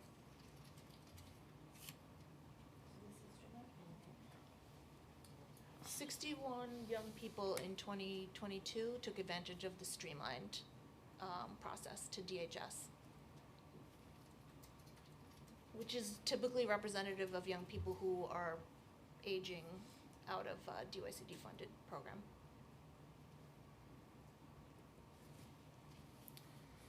Okay, and listen, I think for the record, I'm gonna hand it back to the chair. You know, I understand an interest in, it sounds like the rationale around the directive addresses a little bit of mission creep, but addresses the fact that there is a need that is not being met, but really utterly feels cruel to young people, and what we've been hearing, and the fact that providers have been trying to meet, you know, it sounds like they're trying to meet a need, right? And to keep young people safe. We should be, I don't know who the safety concern is for. It seems the safety concern is very far away from actual young people. Seems like the safety concern is more around a contract, potential litigation. It feels very removed from keeping young people safe and doing what we need to do to make sure that that is the case. So I hope we resolve this situation, and I hope we learn how to be utterly compassionate. And if this means that we need more space and we need to design space differently for young people, then that needs to go to the top of the list so that we have that available to them, because it seems like there's a severe disconnect here, and I'm deeply concerned about it. We need to do better. This is not acceptable for us as a city, and all the work that we have tried to do. So I think with that, Chair. Thank you, Councilmember Bayless. I just wanted to go back to a question regarding the drop-in centers. I'm hearing that providers are a little bit confused around the resting, and that they've reached out to DYCD around clarification, because I know, Susan, you just stated in one of the questions that young people shouldn't be woken up if they do fall asleep and those type of things. So could you give clarity around what that should look like and how providers should be supporting young people in the moments of those crises if they do fall asleep?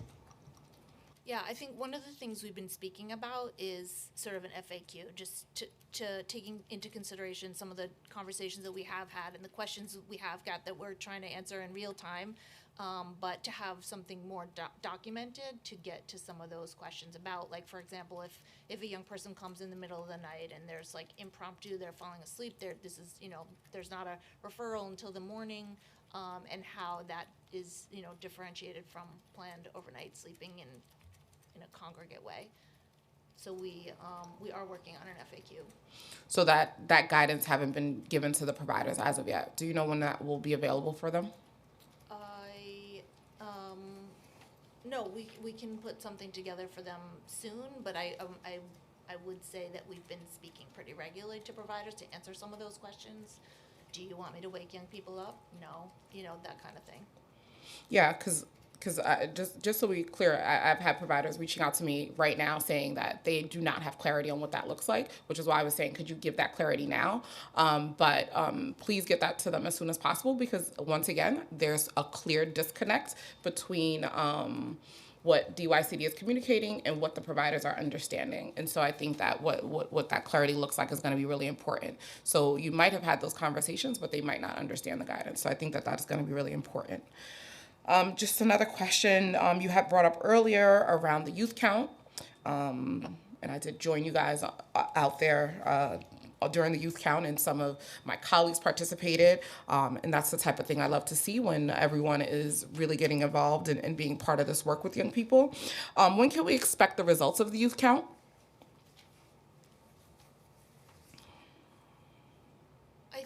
I may turn to my colleague Tracy to answer this, who works on aggregating the activities art count with the larger effort. So if you come to the feedback session on Thursday. Well, I just found out about the feedback session today at this hearing, so maybe y'all sent it to my scheduler. Okay, we'll double check that. But we're gonna give some initial information about the success of the youth count for 2023. One of the things that we think is really important is to provide context with the Hope Count that DSS conducts, and so we all pool our numbers, send it to HUD, and then HUD publishes like sometime December, January, November sometimes publishes like the New York City full list of young people who are unsheltered, and that's when the youth count is finalized at that point. But on Thursday, we're going to give some information about what we found during the count.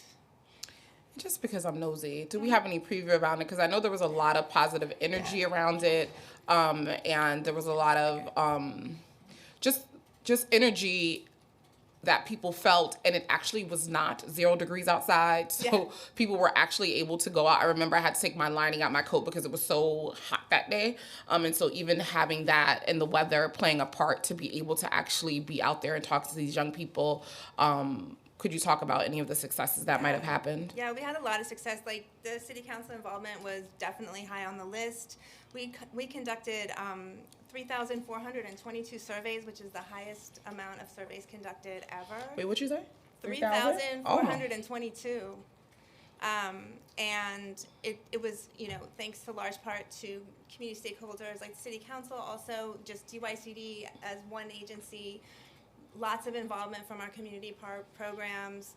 The Youth Action Board was involved, and we're grateful for their involvement. And a lot of other stakeholders really stepped up. So this was, DYCD had mobile vans. People were surveying, and it was a great effort. You had really nice jackets. Really nice jackets with linings that you could zip out.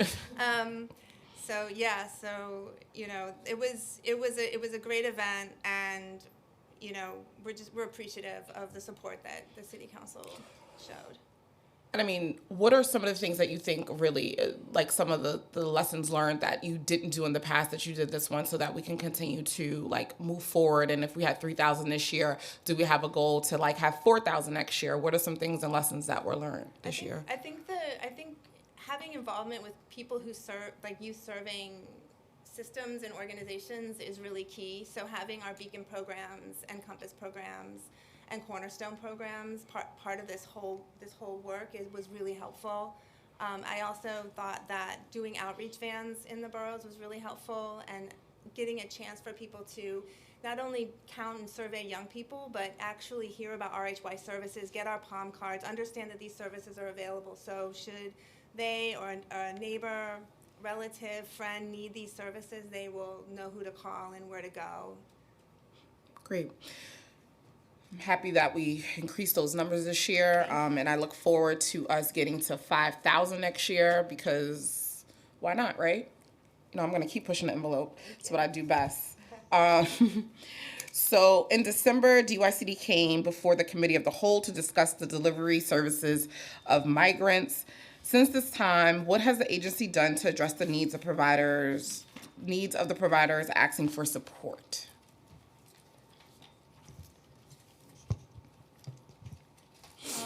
One of the things, certainly staying in close contact with providers. This is something we're checking with them regularly. Tracy leads some of the inquiry. We've strengthened our communication with agency partners. This has been relatively new over the course of the past year. And so we're staying in close contact in terms of getting access to the navigation centers. That is more evolved now, but it was staying close in the beginning, helping our providers understand how to access HERCs for young people who may show up at the drop-in center or one of the residential programs. We are connected. It's a smaller group of minors that we've seen connection with, but we are working closely with ACS should those circumstances come up. And we, in talking closely with the providers and monitoring kind of the impact on service, we acknowledge that Covenant House, largely because of their proximity, I think, to Port Authority at the time, had the largest service impact. And we gave Covenant House some one-time funding to support bilingual services and help with young people who had legal needs. Do all DYCD connected programs have no-cost access to automated translation services through Language Line? During business hours, providers can call Community Connect, 1-800-246-4646. They can get access to the Language Line, and 311 also refers to Community Connect. And so that's only during business hours through like 9 to 5? That's right. Providers have said that long legal consultation wait lists with few trained attorneys. Has DYCD explored providing funding and immigration law training on-site attorneys at RHY programs? I think we've been, again, I forgot to mention Moya. Obviously, we've been in close contact with Moya, who's doing legal support services, making sure our providers know about the resources that are being, brought through Moya. And then just to say again, we had one-time funding for Covenant House to support some of those needs. And so that's not something that we're looking to explore, because even from the young person who was on the panel today talked about a need for like immigration services and even supporting the staff at these centers around the training, because it was heartbreaking to hear that you have young people going through these services and sometimes the staff is not even aware that they're not eligible for those services into the end. So what does the training look like for those staff members? And is it something for us to start thinking about possibly having a trained person to do like immigration services, whether it's a lawyer or not, right? To even say like, okay, I know that these are the things that we can provide to these young people and things like that. Is that an option? I know it was a lot of questions in that. No, I think that's a really good point. I think we need to stay committed to the needs of this area, and we will. I understand Moya is putting together some legal clinics to address that, and we'll stay in touch, make sure our providers know about that. But as the situation evolves, we will continue to try to respond to the needs that are lifted up by providers. And so just another question I'm thinking about, like, even with like providers who are having some troubles, do we then refer them to like Moya? How are they working together and talking? Are they talking regularly? Because I know, and I mean, even at the committee of the whole, a lot of the questions were geared directly towards DHS. And we often forget that we have young people who come to your shelters who are not the same thing. Are you guys do you have the same access as like the DHS shelters? How are you guys working in close proximity with, other city agencies, and what does that look like? We have like a youth homelessness coordinator who sits on the City Hall team for Health and Human Services, and so we have our regular check-ins there about, again, like what new resources are available. How can Runaway and Homeless Youth Services programs access those resources? And that's part of like a regular scheduled ongoing coordination that we have. Okay. I think we should probably start thinking about how do we have some deeper connections and things like that, especially as we see this is continuing, and I think that is going to continue to grow. So we should definitely think about some ways to continue and expand that. Is DYCD tracking and coordinating placements for unaccompanied minors who present themselves at RHY programs? I mean, I think certainly we are coordinating, as I mentioned. Like, we have a lot of connection points to make sure that runaway homeless youth providers are aware of the citywide services. We are not tracking to get, I mean, you raise a good point about access to services. Runaway and homeless youth services, there are no barriers to immigration status to access our services. And so we are coordinated, but we don't track immigration status. Yeah, and I can see why you wouldn't, but that's something I think we need to like kind of figure out how to make sure so we can address it a little bit better. Okay, so just going into some of the bills that we have. Intro 977 would allow drop-in centers to participate in streamlined intake processes for youth who are entering into the adult shelter system. On average, how long does a young person typically stay in a DHS assessment or intake shelter while waiting to receive placement in an adult shelter? I don't have information about that.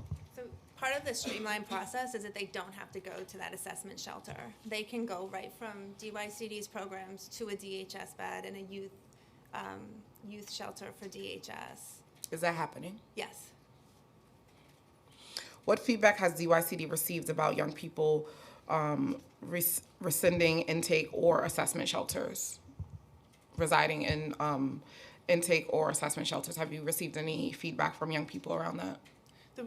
One of the main reasons for the streamlined process is that it's the intake assessment shelters are not safe, and so this process was established in I think it began in 2017, but we started implementing it in 2018 in order to ensure that young people are able to access DHS shelter without having to go through the intake assessment shelters. On the report that we do for shelter, for the streamlined process, of like 61 young people who were facilitated, 9 declined the offer, which could be for a number of reasons. Sometimes these young person's circumstance change, they are reunited with a family or a relative who lets them stay, but we are tracking how many declined the offer. Does DYCD have any concerns about the implementation of Intro 54, which includes financial literacy training as part of all youth employment programs and programs for runaway and homeless youth? No, we don't have any concerns about that. I wanted to just acknowledge, like, we were very excited through Opportunity Starts with a Home, which we discussed in the testimony a little bit, and the commitment of the Youth Action Board is this is a priority. We have launched the financial literacy services, so I understand the young people on your panel hadn't, had too much contact with that, but it was partly their advocacy that has us launching this initiative that we're excited about. And just even around that, I know the drop-in centers have financial coaches. Are those full-time positions? Yes. Okay. And just something else I wanted to acknowledge too, because I remember having a conversation with some young people, and some of them, and obviously financial literacy is a need, and I think that, and I mean, I said this in the beginning as well, I think that this should be taught in schools, it should be taught in after-school programs. Like, it is a real necessity because this is something that we actually need to thrive as adults. But one of the things that I have heard from young people is it's really hard to talk about having financial literacy skills and teaching them about skills when they're like, I'm homeless, I don't have a job, I would like stability before we talk about that. So even with the financial literacy coaches, can you talk about, like, what does that really look like in real time? Because I know if I am homeless and then you're like, well, let's have this financial issue workshop, I'm like, wait, what are you talking about? Could I like, it seems a little disconnected. So could you talk about a little bit what that looks like and what are some of the things that are covered and how those things are covered? Because I could see why a young person, and I know it's a lot of feedback, I could see why a young person would give pushback, like, oh, I don't want to do this right now.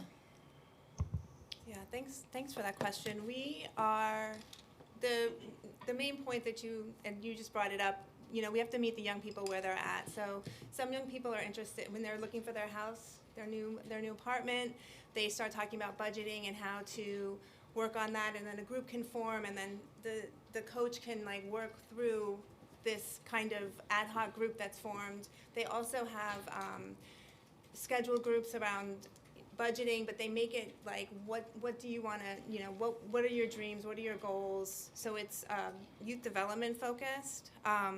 We have a lot of the models, so our partners, Department of Consumer and Worker Protection, they run the financial empowerment centers, and there's like a long assessment that adults are going through in order to use the centers, and we wanted to change that model and make sure that whatever the young person comes with, that's what they're helped with at that moment.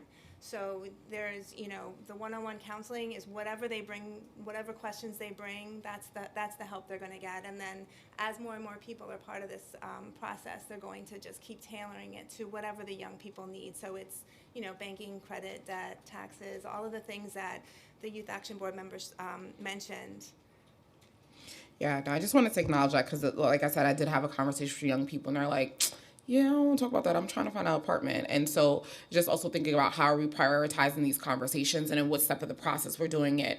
And which is why I'm just going to reiterate that this needs to be something that's not just done here. And if we had it at different touch points, then it would be a lot more helpful, right? Because if I've already started learning this in school, it's only like a refresher when I'm in these centers. I just have a quick question even around the financial coach. And is that funding expected to expire this year? That is funded through June 30th. So what's the plan after June 30th? I think, we're learning lessons and we're developing resources through this that we will continue to put to use in the next fiscal year, and whether or not the program is continued to fund. So you're still trying to figure out if there's going to be funding available for the service? That's right. Right now, it's just June 30th. Okay. Does DYCD have a concern about the implementation of Intro 976, which would require DHS and DYCD to report quarterly on the number of LGBTQ youth homeless persons who inquire or seek DHS and DYCD services?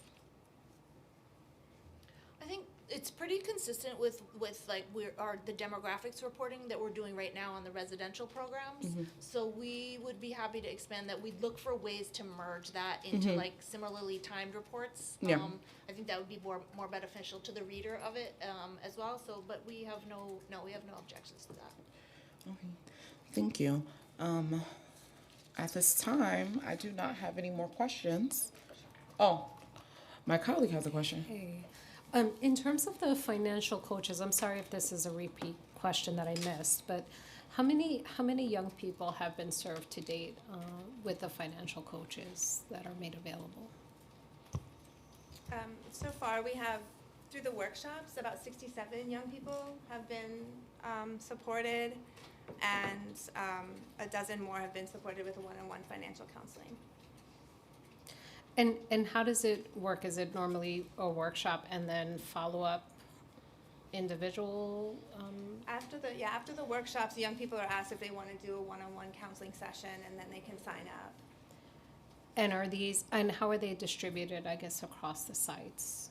Does every I would site have to get back to you. does Yeah. every site have a financial counselor? Yeah. Every drop-in center.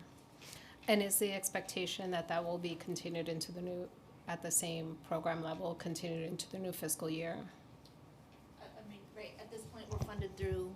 We still have a few months to, get this work. Is that part of the request of DYCD to continue the same level? We would like to see it funded, and we know that will come, through the budget process, many priorities. Have you received any feedback from the young people that you have engaged with these services to date? We will definitely, that's a good question. Have a survey. Yeah. We can get back to you. We're pretty newly launched with the partnership with Department of Consumer and Worker Protection, and we will definitely incorporate some feedback loops for young people. That's an important question.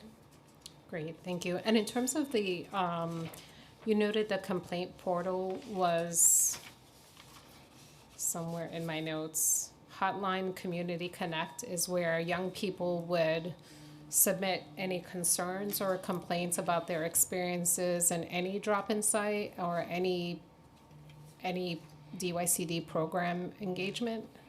Is that like one main portal for all young people? I would say it's something we want to have like visibly represented and that we monitor when we go out in the sites that tells young people, like, if you have questions, comments, and concerns, like, here's somebody you can reach out to have questions. Sometimes they're direct calling Sam because they have access to that information, but really we just want to make sure anybody walking through this site that has feedback feels like they know exactly who they can reach out to, anonymously share your feedback.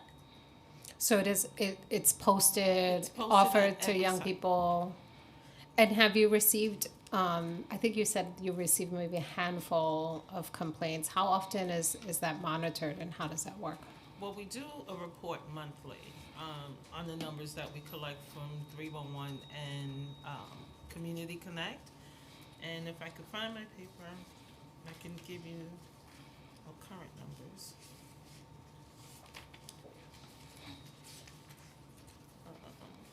Did you find it? Okay. So, That's year to date. year to date, we have, Actually, that's only through December. That's like. right, December. Okay, so from July 1st until December 31st, we've had 72 calls under general information, 42 from youth and 31 from adults. We have had 4 complaints, and they all came from youth. And that's it so far, yes. And last year?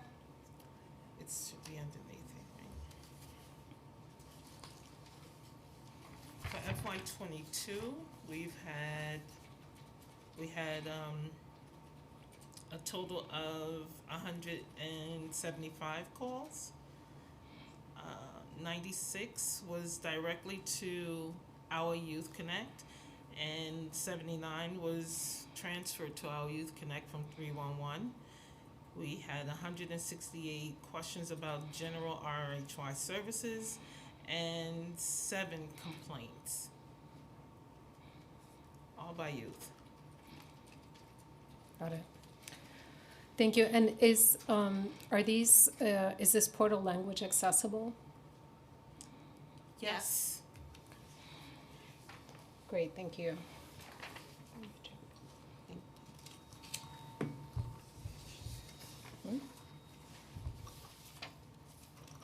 Thank you. That concludes this panel. We will now turn to public testimony.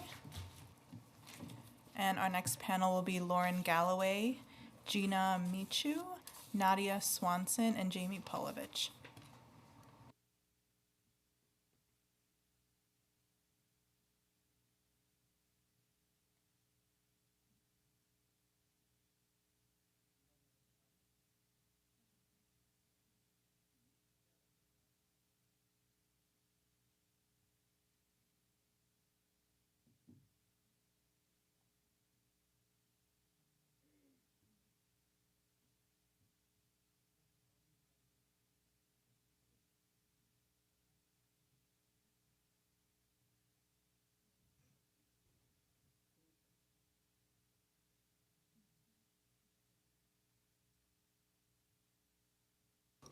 Whenever you guys are ready.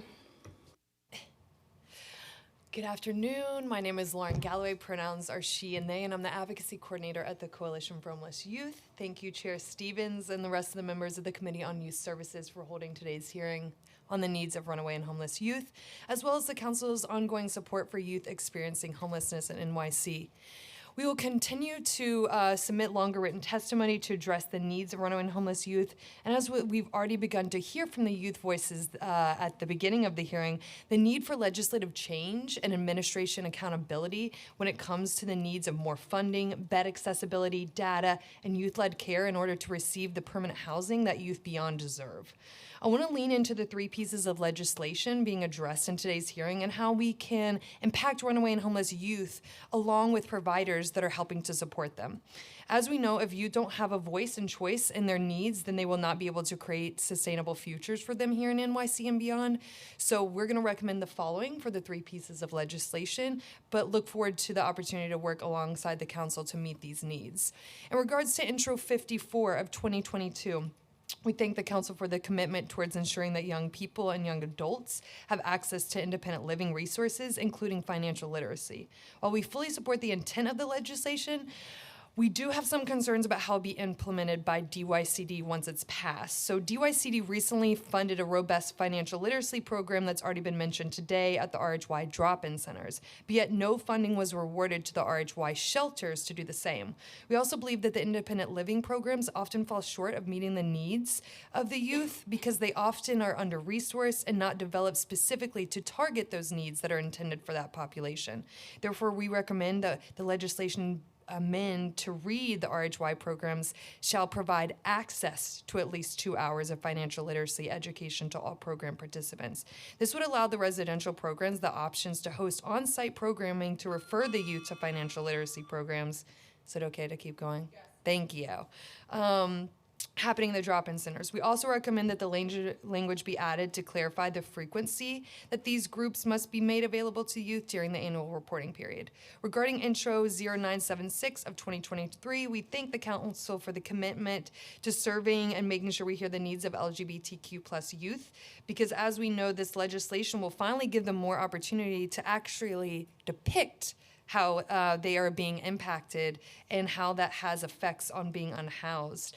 And really what we wanted to do was make it better suitable to ensure that these services meet their needs. However, given that DYCD already reports on this certain metrics regarding in this legislation, Local Law 86 of 2018, there are vast differences in the intake and certification process for DYCD and DHS shelters. We recommend that the legislation amend to remove DYCD from the requirements under Section 1 because there is a centralized intake in the DYCD system.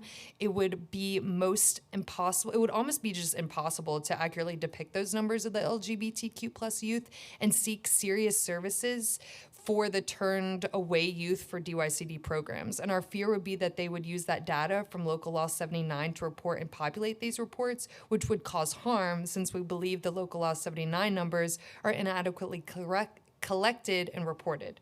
Just in addition, the Section 1C OCFS has certified RHY program beds, does not allow for those beds to be designed exclusively for LGBTQ youth. Therefore, we anticipate that these numbers would also be reported as 0 for DYCD, which again would be harmful, although would be given true the language. And just lastly, regarding Intro 0977, we want to thank the commitment towards ensuring that youth and young adults have a transition from one shelter to another. And we just want to echo our support of this and the amendment of Local Law 81 for DYCD drop-ins. Real quick thing to note on that, DHS already agreed to be a part of the Opportunity Starts with a Home plan, and this would ensure that this actually happens. It would mirror this introduction, but that has not happened yet. But again, thank you so much. Please let me know if you have any questions, and I look forward to our continued partnership. Good afternoon. My name is Jamie Polovich. I use she, her pronouns, and I'm the Executive Director of the Coalition for Homeless Youth. I echo Lauren's thanks to the Council and to you, Chair Stevens, for your commitment to runaway and homeless youth. I'm going to focus my testimony on 4 pressing issues in the runaway and homeless youth system, many of which you've already covered in your questioning of DYCD, so thank you for that. The first one, and I know we've touched on it many times throughout today's hearing, is the DYCD directive. I want to thank you for really pushing DYCD to work with providers to clarify what their needs are and answer their questions. I know at the preliminary budget hearing on March 22nd, DYCD did testify that they had met with the providers on numerous occasions. I believe they quoted actually more than a dozen. This is just factually inaccurate. They've only held one meeting with the providers to date on February 13th, and I'm not sure which advocates they've met with, but they have never met with anyone from the Coalition for Homeless Youth regarding this directive, nor have they responded to any of our emails seeking clarification on behalf of the providers. We would like to echo the Council's position that was in the fiscal year 24 budget response, that we also believe that DYCD needs to rescind this directive. We believe that it's cruel, and we believe that it's unjustified, and we also believe that now, 3 months later, as they're still trying to figure out how to make this work, these are things that should have been figured out before they issued the directive, because there was no crisis that warranted it being issued when it was. Secondly, and I know I've testified about this many times, so apologies for bringing it up yet again, but we have the City FEPS voucher issue because DSS is refusing to uphold what we believe is the intent of the law in Local Law 170 of 2021. DYCD young people do not have access to vouchers. I know it's kind of confusing because we have a lot of time-sensitive dumps of vouchers that are happening in the city, but as of right now, the 50 pilot City FEPS vouchers have all been awarded. We actually have 54 that have been awarded to young people in the DYCD system, and the portal for new EHV applications is now closed. So there's no current access to new housing opportunities for young people that don't already have a voucher in hand. Just really quickly, I want to echo what the YAB testified to, and I know it's in the council council's budget response, the important need to maintain the housing specialists, as well as the peer navigator positions and the financial literacy coach positions. The one thing I would like to point out about the housing navigators specifically is that DYCD is the only system whose housing navigators attached to the emergency housing vouchers are expiring on June 30th. All other housing navigators in the city are being extended into fiscal year 24, and so we just don't understand why DYCDs have not been. And then last, and then really quickly, we just want to thank your ongoing advocacy for advocating for more beds for young adults aged 21 through 24, and we definitely echo the council's ask for at minimum 40 additional beds for this population. Thank you. Good afternoon. I am Gina Michu, and I use she and they pronouns. I am a fellow advocate for the Coalition for Homeless Youth in New York City and a former Youth Action board member of NYC. Thank you to the Youth Services Committee for allowing me to give verbal testimony today and to address the needs and issues of runaway homeless youth in NYC. Today, I want to talk about the meeting needs of migrant youth. For the past year, NYC has seen an unprecedented number of migrant youth arrive. However, there continues to be little to no coordination by the city to meet their needs. The city needs to acknowledge and support these new New Yorkers, which includes meeting the needs of RHY systems. This includes translation services, transportation support for family reunification, legal support, representation, access to permanent housing and pathway to employment, policies to support the needs of unaccompanied minors. I have personally visited the Asylum Seeker Navigation Center in Midtown. Unfortunately, I must report that just like the blueprint, the road forward, unaccompanied minors are not being addressed or serviced. I want to thank our youth and young adult service providers around the city who have gone above and beyond servicing the YYA migrants and providing a safe space in drop-in centers, and acknowledge the DIC directive to remove sleeping cots that DYCD explicitly recommended, but coincidentally ordering DICs to remove the cots since the influx of asylum-seeking youth and young adults arrived. The Coalition for Homeless Youth supports the Access to Representation Act, which will allow migrant youth with legal services. We are against the renewal of Title 42, which will turn away asylum seekers fleeing persecution in their home countries at the Mexican-U.S. border. We know that migrants will continue to arrive, and implementing such policies will only harm and delay the immigration system in the U.S. Current migrant youth are reporting their experience of lack of work authorization and funds due to supporting their families in their country by sending the majority of their funds made with jobs under the table. We know that immigration policies are creating fear over labor, over representation. We urge the city to echo the need of immigration lawyers and or funding lawyers to take immigration courses to aid the influx of representation. Migrant youth and young adults deserve work authorization and a permanent housing solution. I encourage the Youth Services Committee to help us change the policies that exclude migrant YYA from accessing housing vouchers. As a former youth member who experienced chronic homelessness in the DHS system due to my social status and loss of work authorization, I can attest that those systems and lack of services create trauma. Thank you to the small but powerful grassroots team at the Coalition for Homeless Youth that helped me escape my homelessness experience. Together, we are here today to continue to fight and advocate for the needs of runaway homeless youth and unaccompanied migrant youth. Thank you.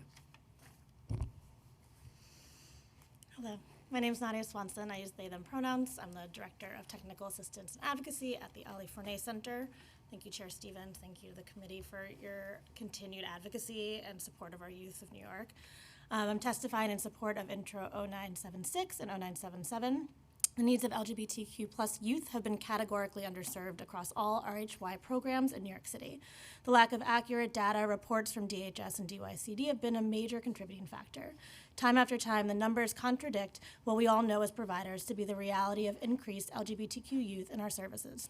This has now been exacerbated due to the increase of migrant youth, trans rights being stripped across the country, and an overall increase to 51% of youth identifying as LGBTQ.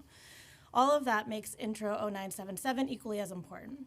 Well, DHS is not where we want youth, especially the LGBTQ youth, to have to go until there are enough quick and safe options for stable housing. It is our duty to minimize the trauma and barriers that exist in the system for those who need it. In regards to the other funding issues being discussed today, I would like to state our alignment with the coalition, and I want to focus my testimony on the 21 to 24-year-old beds and the drop-in issue. And I also, just off script, want to thank you for your line of questioning and your passion for it, because I, like you, share the view that, like, if a rule doesn't make sense, why are we doing it? And I really appreciate you naming that today. When we advocated for raising the DYCD RHY age to 24, it was because of the 6+ month wait that exacerbated the trauma that our youth, especially our queer and trans youth over 21, were dealing with. Now, fast forward 5 years, and the wait is down to 3 months, but for the 34 youth currently on AFC's wait list that are over 21 that come to us at night, can feel like a lifetime.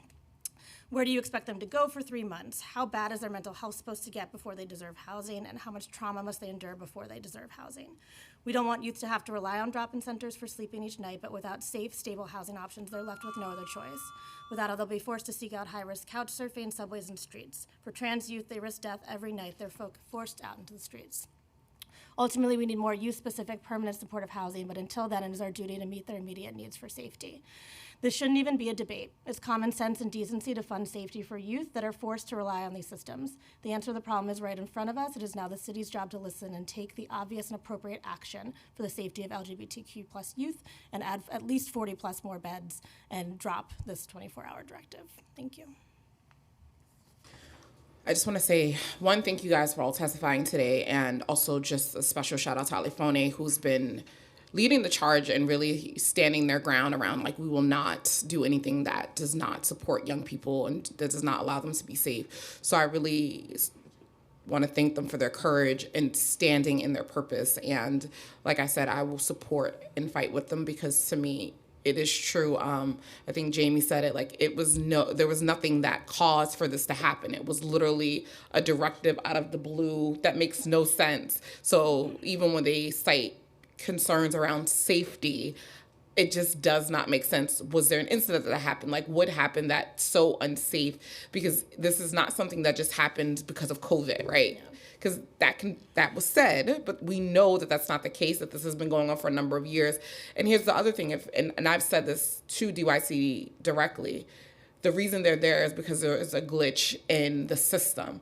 There is nowhere for these young people to go. And so do they want to be there? No. Do the providers want to have them there? No. But there's no other options. And so if they're not giving us options or even giving us support around directives, to me, it just does not make sense. And it is not okay for them to just say it is unsafe and they need to figure it out. Because like I said, is it safe for young people to be on the trains in the middle of the night? Is it safe for them to be couch surfing? And we know what happens with these young people. They end up in really bad situations because there is nowhere to go. So this is something that I will continue to fight with you guys and stand with you guys and continue to push forward, because it's heartbreaking to me. I cannot imagine being a young person and like having nowhere to turn. And then people who are supposed to be there to support you can't. And it's also putting our providers in a bad position because they want to help and they're literally being told that they can't help. So just special shout out to California and continue to fight. And I'm in this fight with you along with my colleagues, because even when the first article came out, everyone jumped into action and said, what could we do? So you not only have me, you have this whole council, you have state electeds who are also like, how do we make this stop? Because it does not make sense. I just wanted to ask Jamie a specific question around the city vouchers and just explain it a little bit more, because I feel like it's like a disconnect, because I was hearing them say that they have all these vouchers and all these things are happening, but then you just testified that that's not the case. And so could you please just clarify it and explain it to me like I'm a 5-year-old, because I feel like I'm missing something. I'm going to try. So I think the first thing that's confusing is there's two sets of vouchers and they're very different. So there's emergency housing vouchers, which are tenant-based Section 8 vouchers that were issued to, well, across the country, but to New York City, that were attached to pandemic relief, coming from HUD in DC. And so New York City as a whole got a little less than 8,000 of those vouchers. That's it. It's a one-time dump. And so each city agency that was going to be given access to these vouchers was given an estimated number of vouchers that their department would use. And for DYCD, it was a huge success that we were estimated at 600 vouchers for runaway and homeless youth, especially because at that time we didn't have access to city FEPs at all. But the issue with EHV is that, one, the portal has been closed since the early fall. So if a young person doesn't already have an application in for one of those vouchers, they're not getting an application in. And what's happening now, because it's a citywide allocation, is that it's a citywide race to lease up. So once New York City leases up, I think it's 7,788, don't quote me on that, but it's around there, the exact number of vouchers. Once we reach that number in leases, they're gone. Regardless if DYCD is still stagnant at 300 something leases or they're all the way to 600. We're not guaranteed 600 vouchers. And so for the city FEPS issue, we passed a law that we thought was finally going to give youth access to city FEPS, and I will just note that that's after the previous administration lied for many years that we were going to get access to LINK, and we never did, right? Then it was we were getting access to city FEPS, never happened. And so we passed the law. DSS is refusing to uphold it, although the one thing that everyone agrees on is that that law will count time in DYCD shelters towards the 90-day eligibility. It still doesn't allow them the ability to be administered the voucher in the DYCD system. They would still have to go into DHS, even for a shorter amount of time, to be able to get a voucher. Outside of that process that we were trying to do. So wait, because they just testified that they did not have to go to DHS shelters at that time would count. So you're saying that that's not what's happening? So there's 50 city FEPS pilot vouchers that are separate from like getting categorical eligibility, which is what we were trying to do with the law. There's now 54 vouchers, pilot vouchers, that have been awarded to young people. So again, unless you're one of those 54 youth that have a city FEPS pilot shopping letter, you're not getting one unless one of those 54 youth gives theirs back. And so Do we know how many DHS has? my understanding is that it's not a number. There's no cap to city FEPS. So DHS has no cap, so then, and I mean, you wouldn't know this, but I'm just asking because I need to have it on record. Do you know why they would have a cap on DYCD then?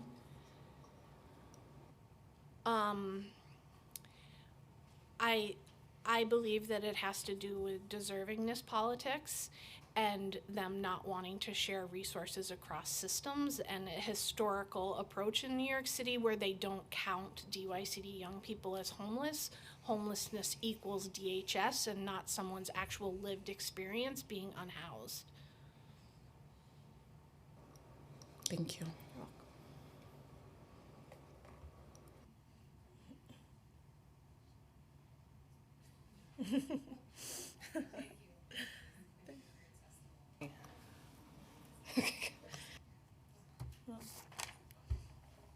Thank you. Thank you for this testimony. Our next panel will be Jonah Dill Descoli, Jane Bigelson, and Jimmy Marr.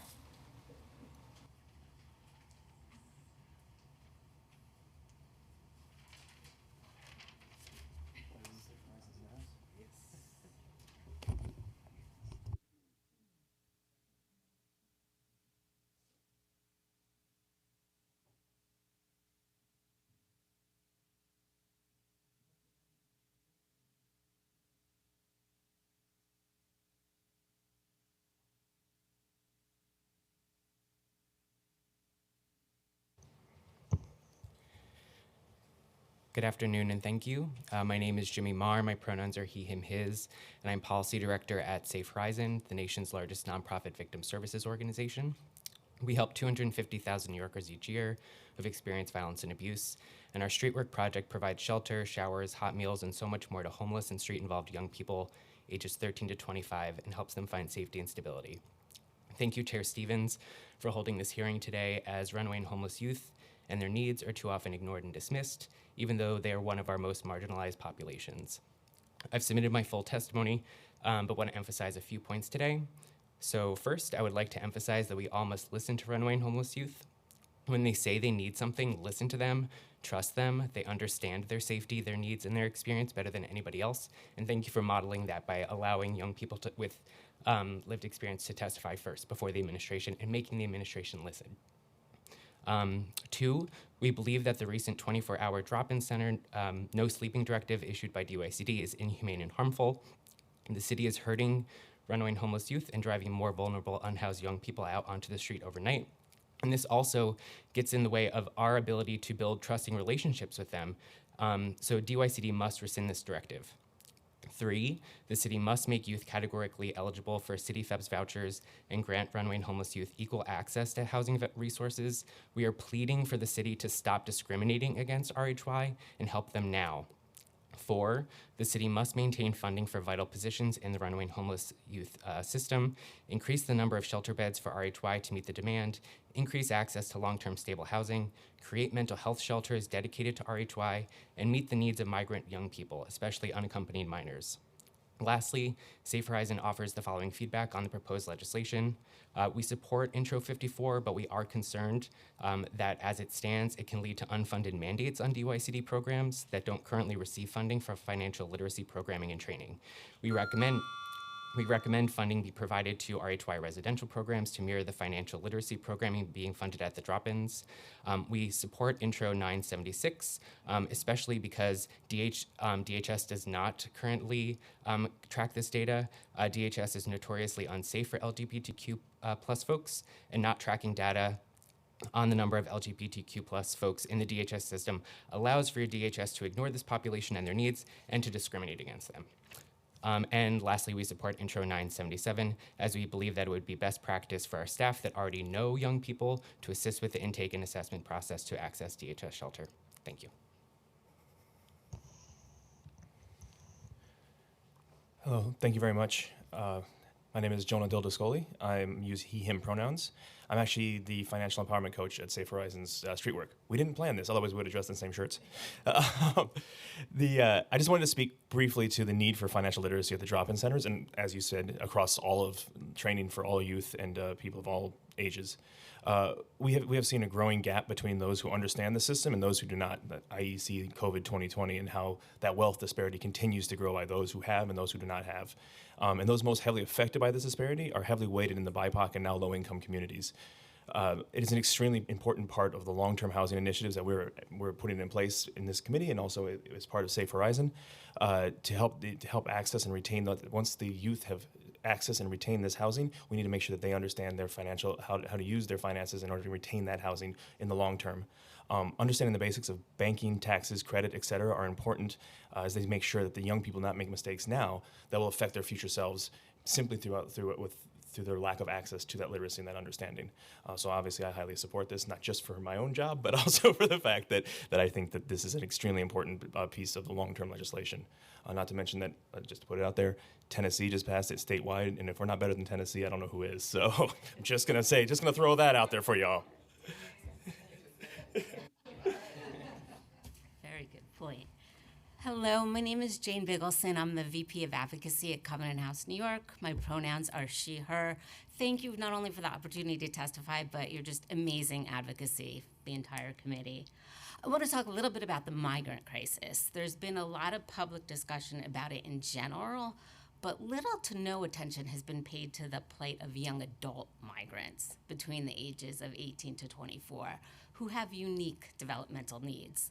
I don't know if it's our proximity to Port Authority, but Covenant House has been the entry point to many of these young people to the youth shelter and legal services system.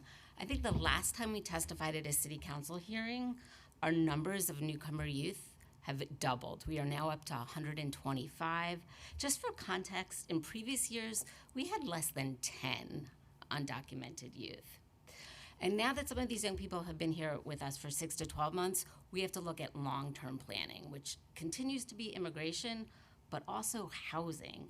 So we have one legal services attorney at Covenant House, and he is now, yes, he's doing full-time immigration work now. He was not an immigration lawyer before, but he is now. Thank you to the door for mentoring him. But what it's done is he can't take any other legal services cases. So those are all not getting done or being referred out or taking more time. The other thing is they don't have access to housing vouchers, undocumented youth, right? So the immigration and the housing makes long-term planning for them like seem insurmountable, right? It would be ideal if there could be a housing voucher that actually prioritized homeless youth, particularly undocumented youth. And while, of course, legal services. The housing vouchers, City FEPS, I think we all know, we're all on the same page here. It's just illogical, expensive, and traumatic to deny youth access to stable, safe housing just because they're in a youth system. Almost done, but, and you know, we worked so hard, as you know, on that bill and are just shocked by the fact that that's not being followed. The 21 to 24-year-olds, I would say in our continuum, most young people under 21 will be able to find a bed. But that is not true for the 21 to 24-year-olds. The waiting lists are very long. They're honestly frequently given the choice between going to an adult shelter or sleeping on the streets. And our young people have told us time and time again they do not want to go to adult shelters. So we need the city to put more beds for that age group. Finally, you mentioned the mental health beds. That's something I've been advocating for a very long time. There are no youth mental health beds in this city at all.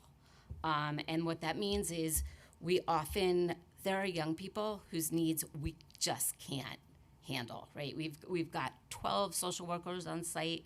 We can handle most mental health needs, but when you're dealing with active suicidality or psychosis, there's no place to send them, right? So they go to the hospital, who discharges them back and forth.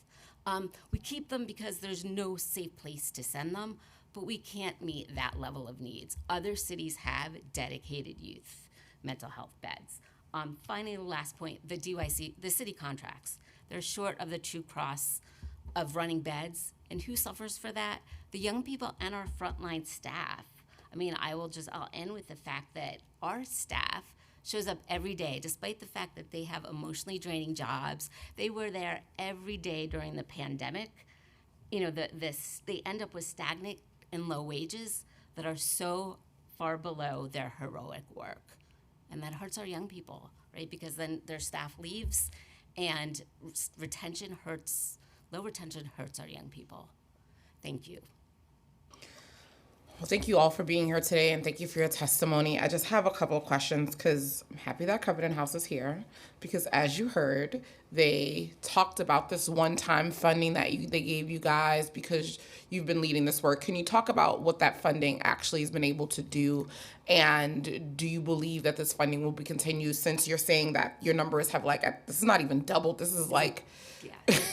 It yeah. used to be under 10. It's like at 100% over capacity at this point. So can you talk about that a little bit, please? Yes, I mean, we were very grateful to get that $200,000, and that immediately went to work in finding bilingual staff.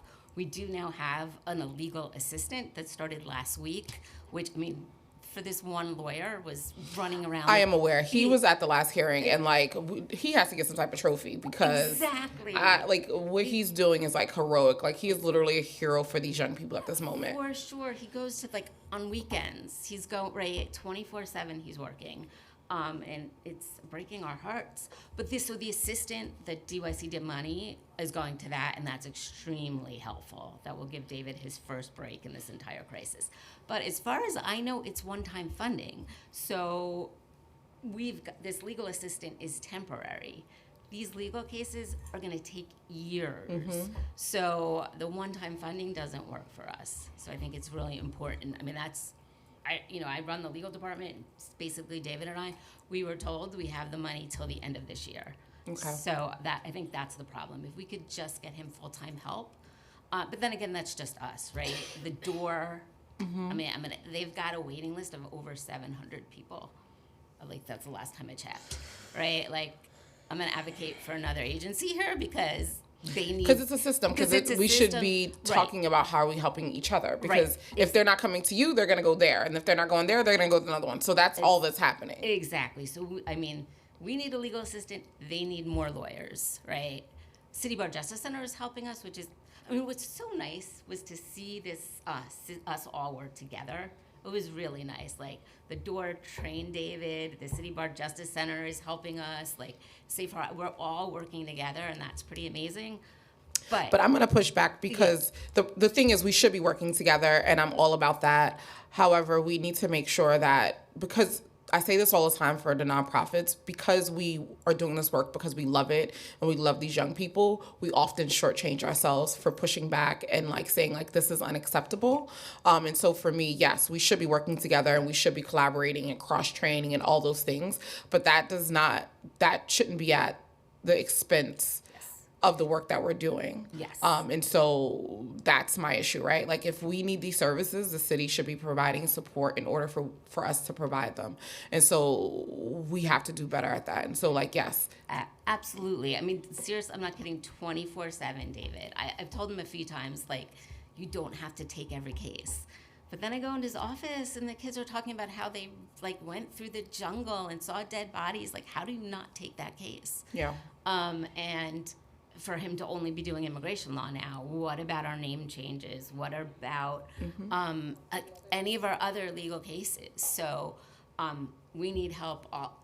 The whole entire system needs more legal services. You're drowning. Yeah, we're drowning. We're literally drowning. We're very grateful that $200,000 was a life No, we're raft, not grateful. But No, I'm not playing. Like, we're not grateful because, once again, what did I say? You don't get rewarded for doing your job. And so $250,000 is a drop in the bucket for what you need to actually do this work. Yes, and the thing is, we need funding we know is continuous so that we can hire permanent staff because these cases are going to take years. I just wanted to add, like, you make such an excellent point. I'm the nonprofit human services sector. When we're advocating for funding, we're advocating for like basic rounding errors in the city budget, in the state budget. Like, we're always like, can you please give us $2 million when like other industries are asking for billions of dollars? Yep. And like our entire city network relies on all of us. Our And state then we relies ask for on it, us. and then they don't pay you guys. Don't get me Exactly. started. Yep. Don't get me started. Preaching to the choir. I just had a question for Save Horizon. Can you talk a little bit about looking at the drop-in centers before this directive was given and after, like, post, like, what are you seeing? How does it look? Does it look different than it did before? And do you see a decline in young people actually coming in to get those services? So we don't operate one of the 24-hour drop-in centers. We're in solidarity with our sibling organizations that we know that this is deeply impacting them. I don't know if you have. I forgot. I'm sorry. Yeah, it was Ali Forney. Sorry. I'm supposed to ask you that question. It's okay. I can tell you kind of just from my experience of having conversations with our youth, they're definitely being woken up and being told to I mean, we obviously all have, I've heard lots of pushback, and a lot of our sister agencies have like very clearly said we're not going to wake up kids who happen to fall asleep on a couch this war on comfy couches. It seems kind of silly. And a lot of these, but there's been times that there's, at least, and again, this is hearsay, I haven't witnessed it personally, but I've heard of being woken up at 2 a.m. because they fell asleep, sitting up in a chair. And that seems to me a little inhumane. You're kind of tired. No, absolutely. It's 100%. Listen, I know for a fact that there were people who came out to the centers in the middle of the night to check to make sure that they weren't sleeping. Yes. So I'm very aware of that because I got the calls. Yes. Because my providers actually communicate with me. I believe my colleague has a question.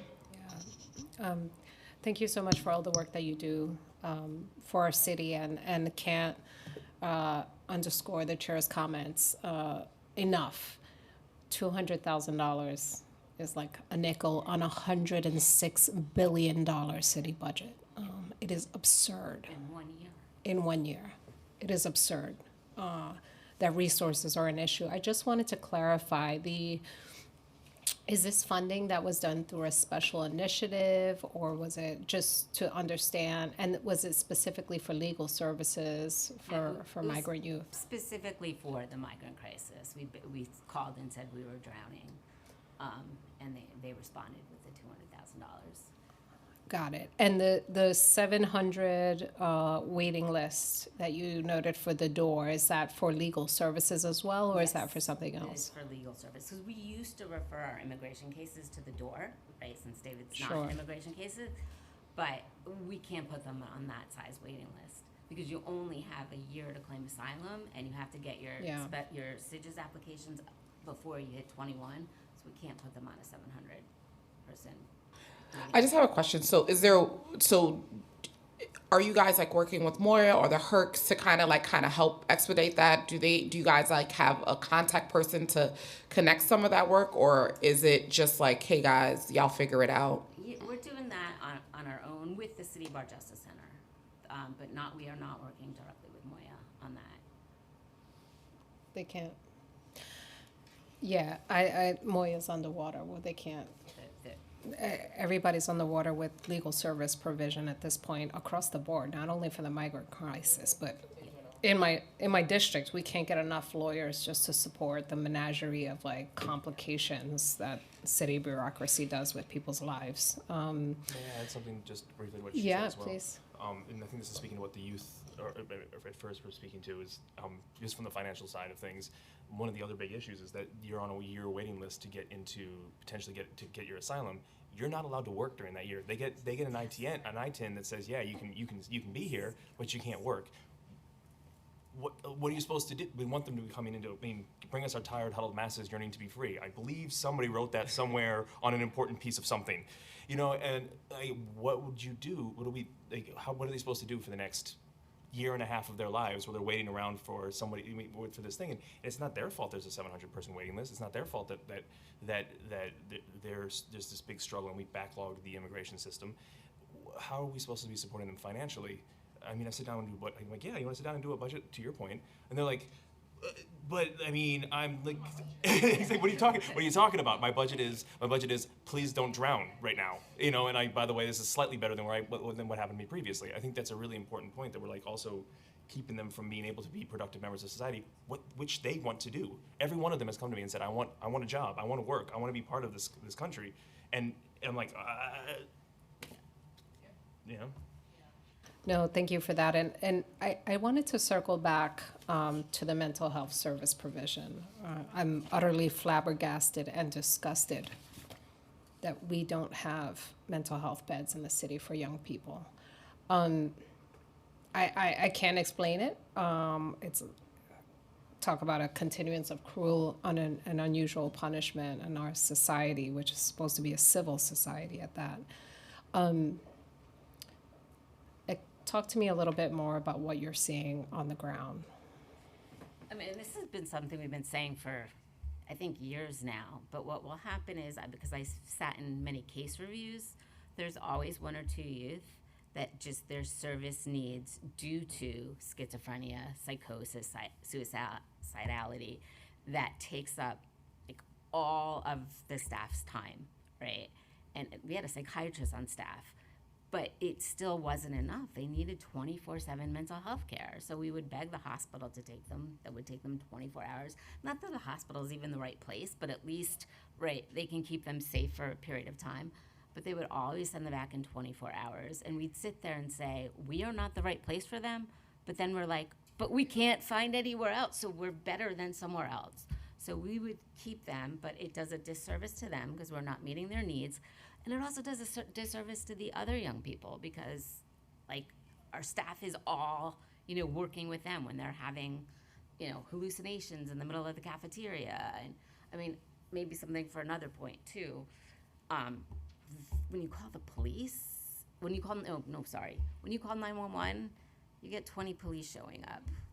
And that is not helpful. So we're in those discussions right now of, we don't know what to do when we have someone who's actively suicidal because we don't want 20 officers showing up in the building, but we also don't want this young person to hurt themselves or someone else. So that's another issue that I'd love to look at some point. No, we really appreciate that, and definitely we'll meet and talk a little bit more online on what that looks like and how do we start figuring that out, because this is a new one for me. And we're in active conversations with that. Our social workers are like, I was like, maybe don't call 911, walk them to your hospital themselves. And they're like, that's not safe. So, we're struggling with that right now. We will definitely meet offline. Thank you to this panel. Thank you so much. Thank you all. Yes, thank you. Thank you. This concludes our in-person testimony. If we inadvertently missed anyone who would like to testify in person, please visit the sergeant's table and complete a witness slip now. We will now turn to remote testimony, and our first panel will be Nikesha Francis and Stacy Stewart.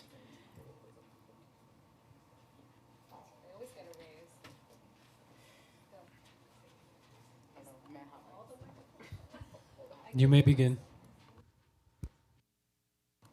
Nikesha, you may begin. Thank you. Good afternoon. Thank you to the committee for this opportunity to testify, and thank you, Chair Althea Stevens, for your bold leadership and advocacy for our youth. My name is Nikesha Francis, and I am the Policy and Advocacy Manager at Good Shepherd Services. Good Shepherd Services, Chelsea Foyer Residential Services provides supportive housing to young adults in their late teens and early 20s who have aged out of child welfare system, are homeless, or at risk of homelessness.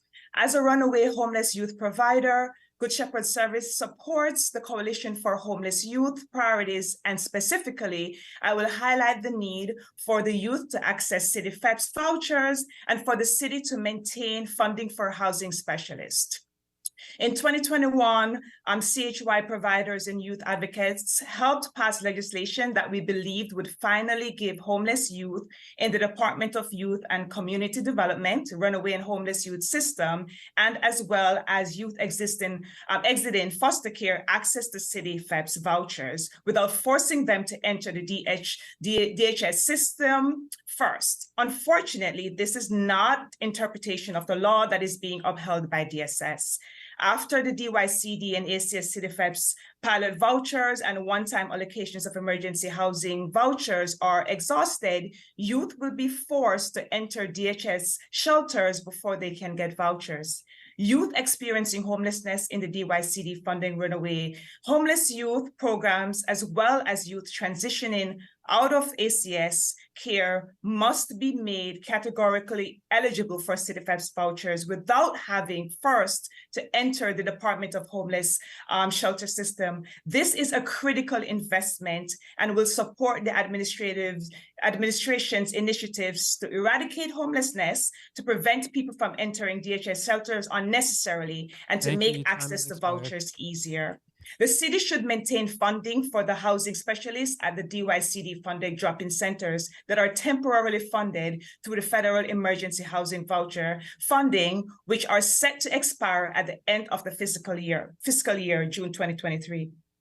Since housing navigators were funded in the DYCD system in FY21, available data shows that there has been a 350% increase in youth exiting homelessness into their own apartments since its inception. These are amazing outcomes for runaway and homeless youth, and maintaining these options will ensure runaway and homeless continue to successfully transition to their own apartments and support the administration's goal to address the homelessness crisis.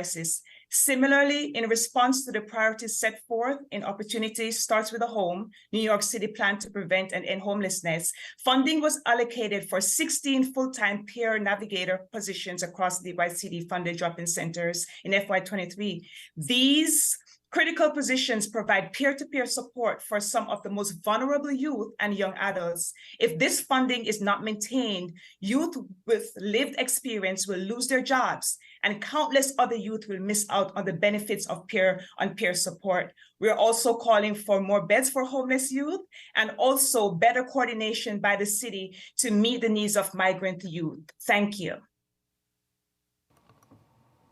Thank you for your testimony. Stacy Stewart, you may begin when the sergeant starts your clock. Starting time. Good afternoon, and thank you for the opportunity to discuss two bills that aim to make our emergency housing system safer and easier to navigate for our young people. My name is Stacy Stewart, and I'm the licensed social worker and the managing director of the DOORS Runaway and Homeless Youth Services, as well as our housing program. I see firsthand that transitioning from youth shelters to adult housing placements is a bureaucratic abyss that discourages young people who need immediate help. When the youth shelters are full, as they usually are, or if young people are over 18, they try to get housed through DHS. Between a lengthy intake process, delayed response times and to referrals, and a lack of beds, young people can be temporarily in a shelter for a week or even longer, waiting for long-term placements. Our young people are suffering as a result, with the biggest needs remaining unmet. Some stay at the temporary shelters, which lack trauma-informed services. Others get fed up and try to find somewhere else to sleep on their own. Either way, they often become despondent and forced into spaces where the social and environmental detriments of health, safety, and stability are not addressed. And out of frustration, they often disengage from drop-in services as well as emergency care systems altogether, having to return to dangerous environments that place them in harm's way. Passing Intro 977 would ensure that the process between DYCD-funded drop-in centers and DHS is timely and seamless for all of our young people, keeping their safety and their health in the forefront. The streamlined process would allow for sufficient time for assessing and meeting ongoing care needs, services that the door provides internally and those provided through external partners. With more efficiency and transparency, youth can navigate the appropriate assessments for their best housing options without interrupting access to other crucial services that they are already engaged in. Time has expired. Thank you for this opportunity.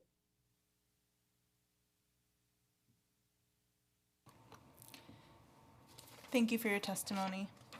We have now heard from everyone who has signed up to testify. If we missed anyone who would like to testify virtually, please use the raise hand function in Zoom and I will call on you in the order of hands raised.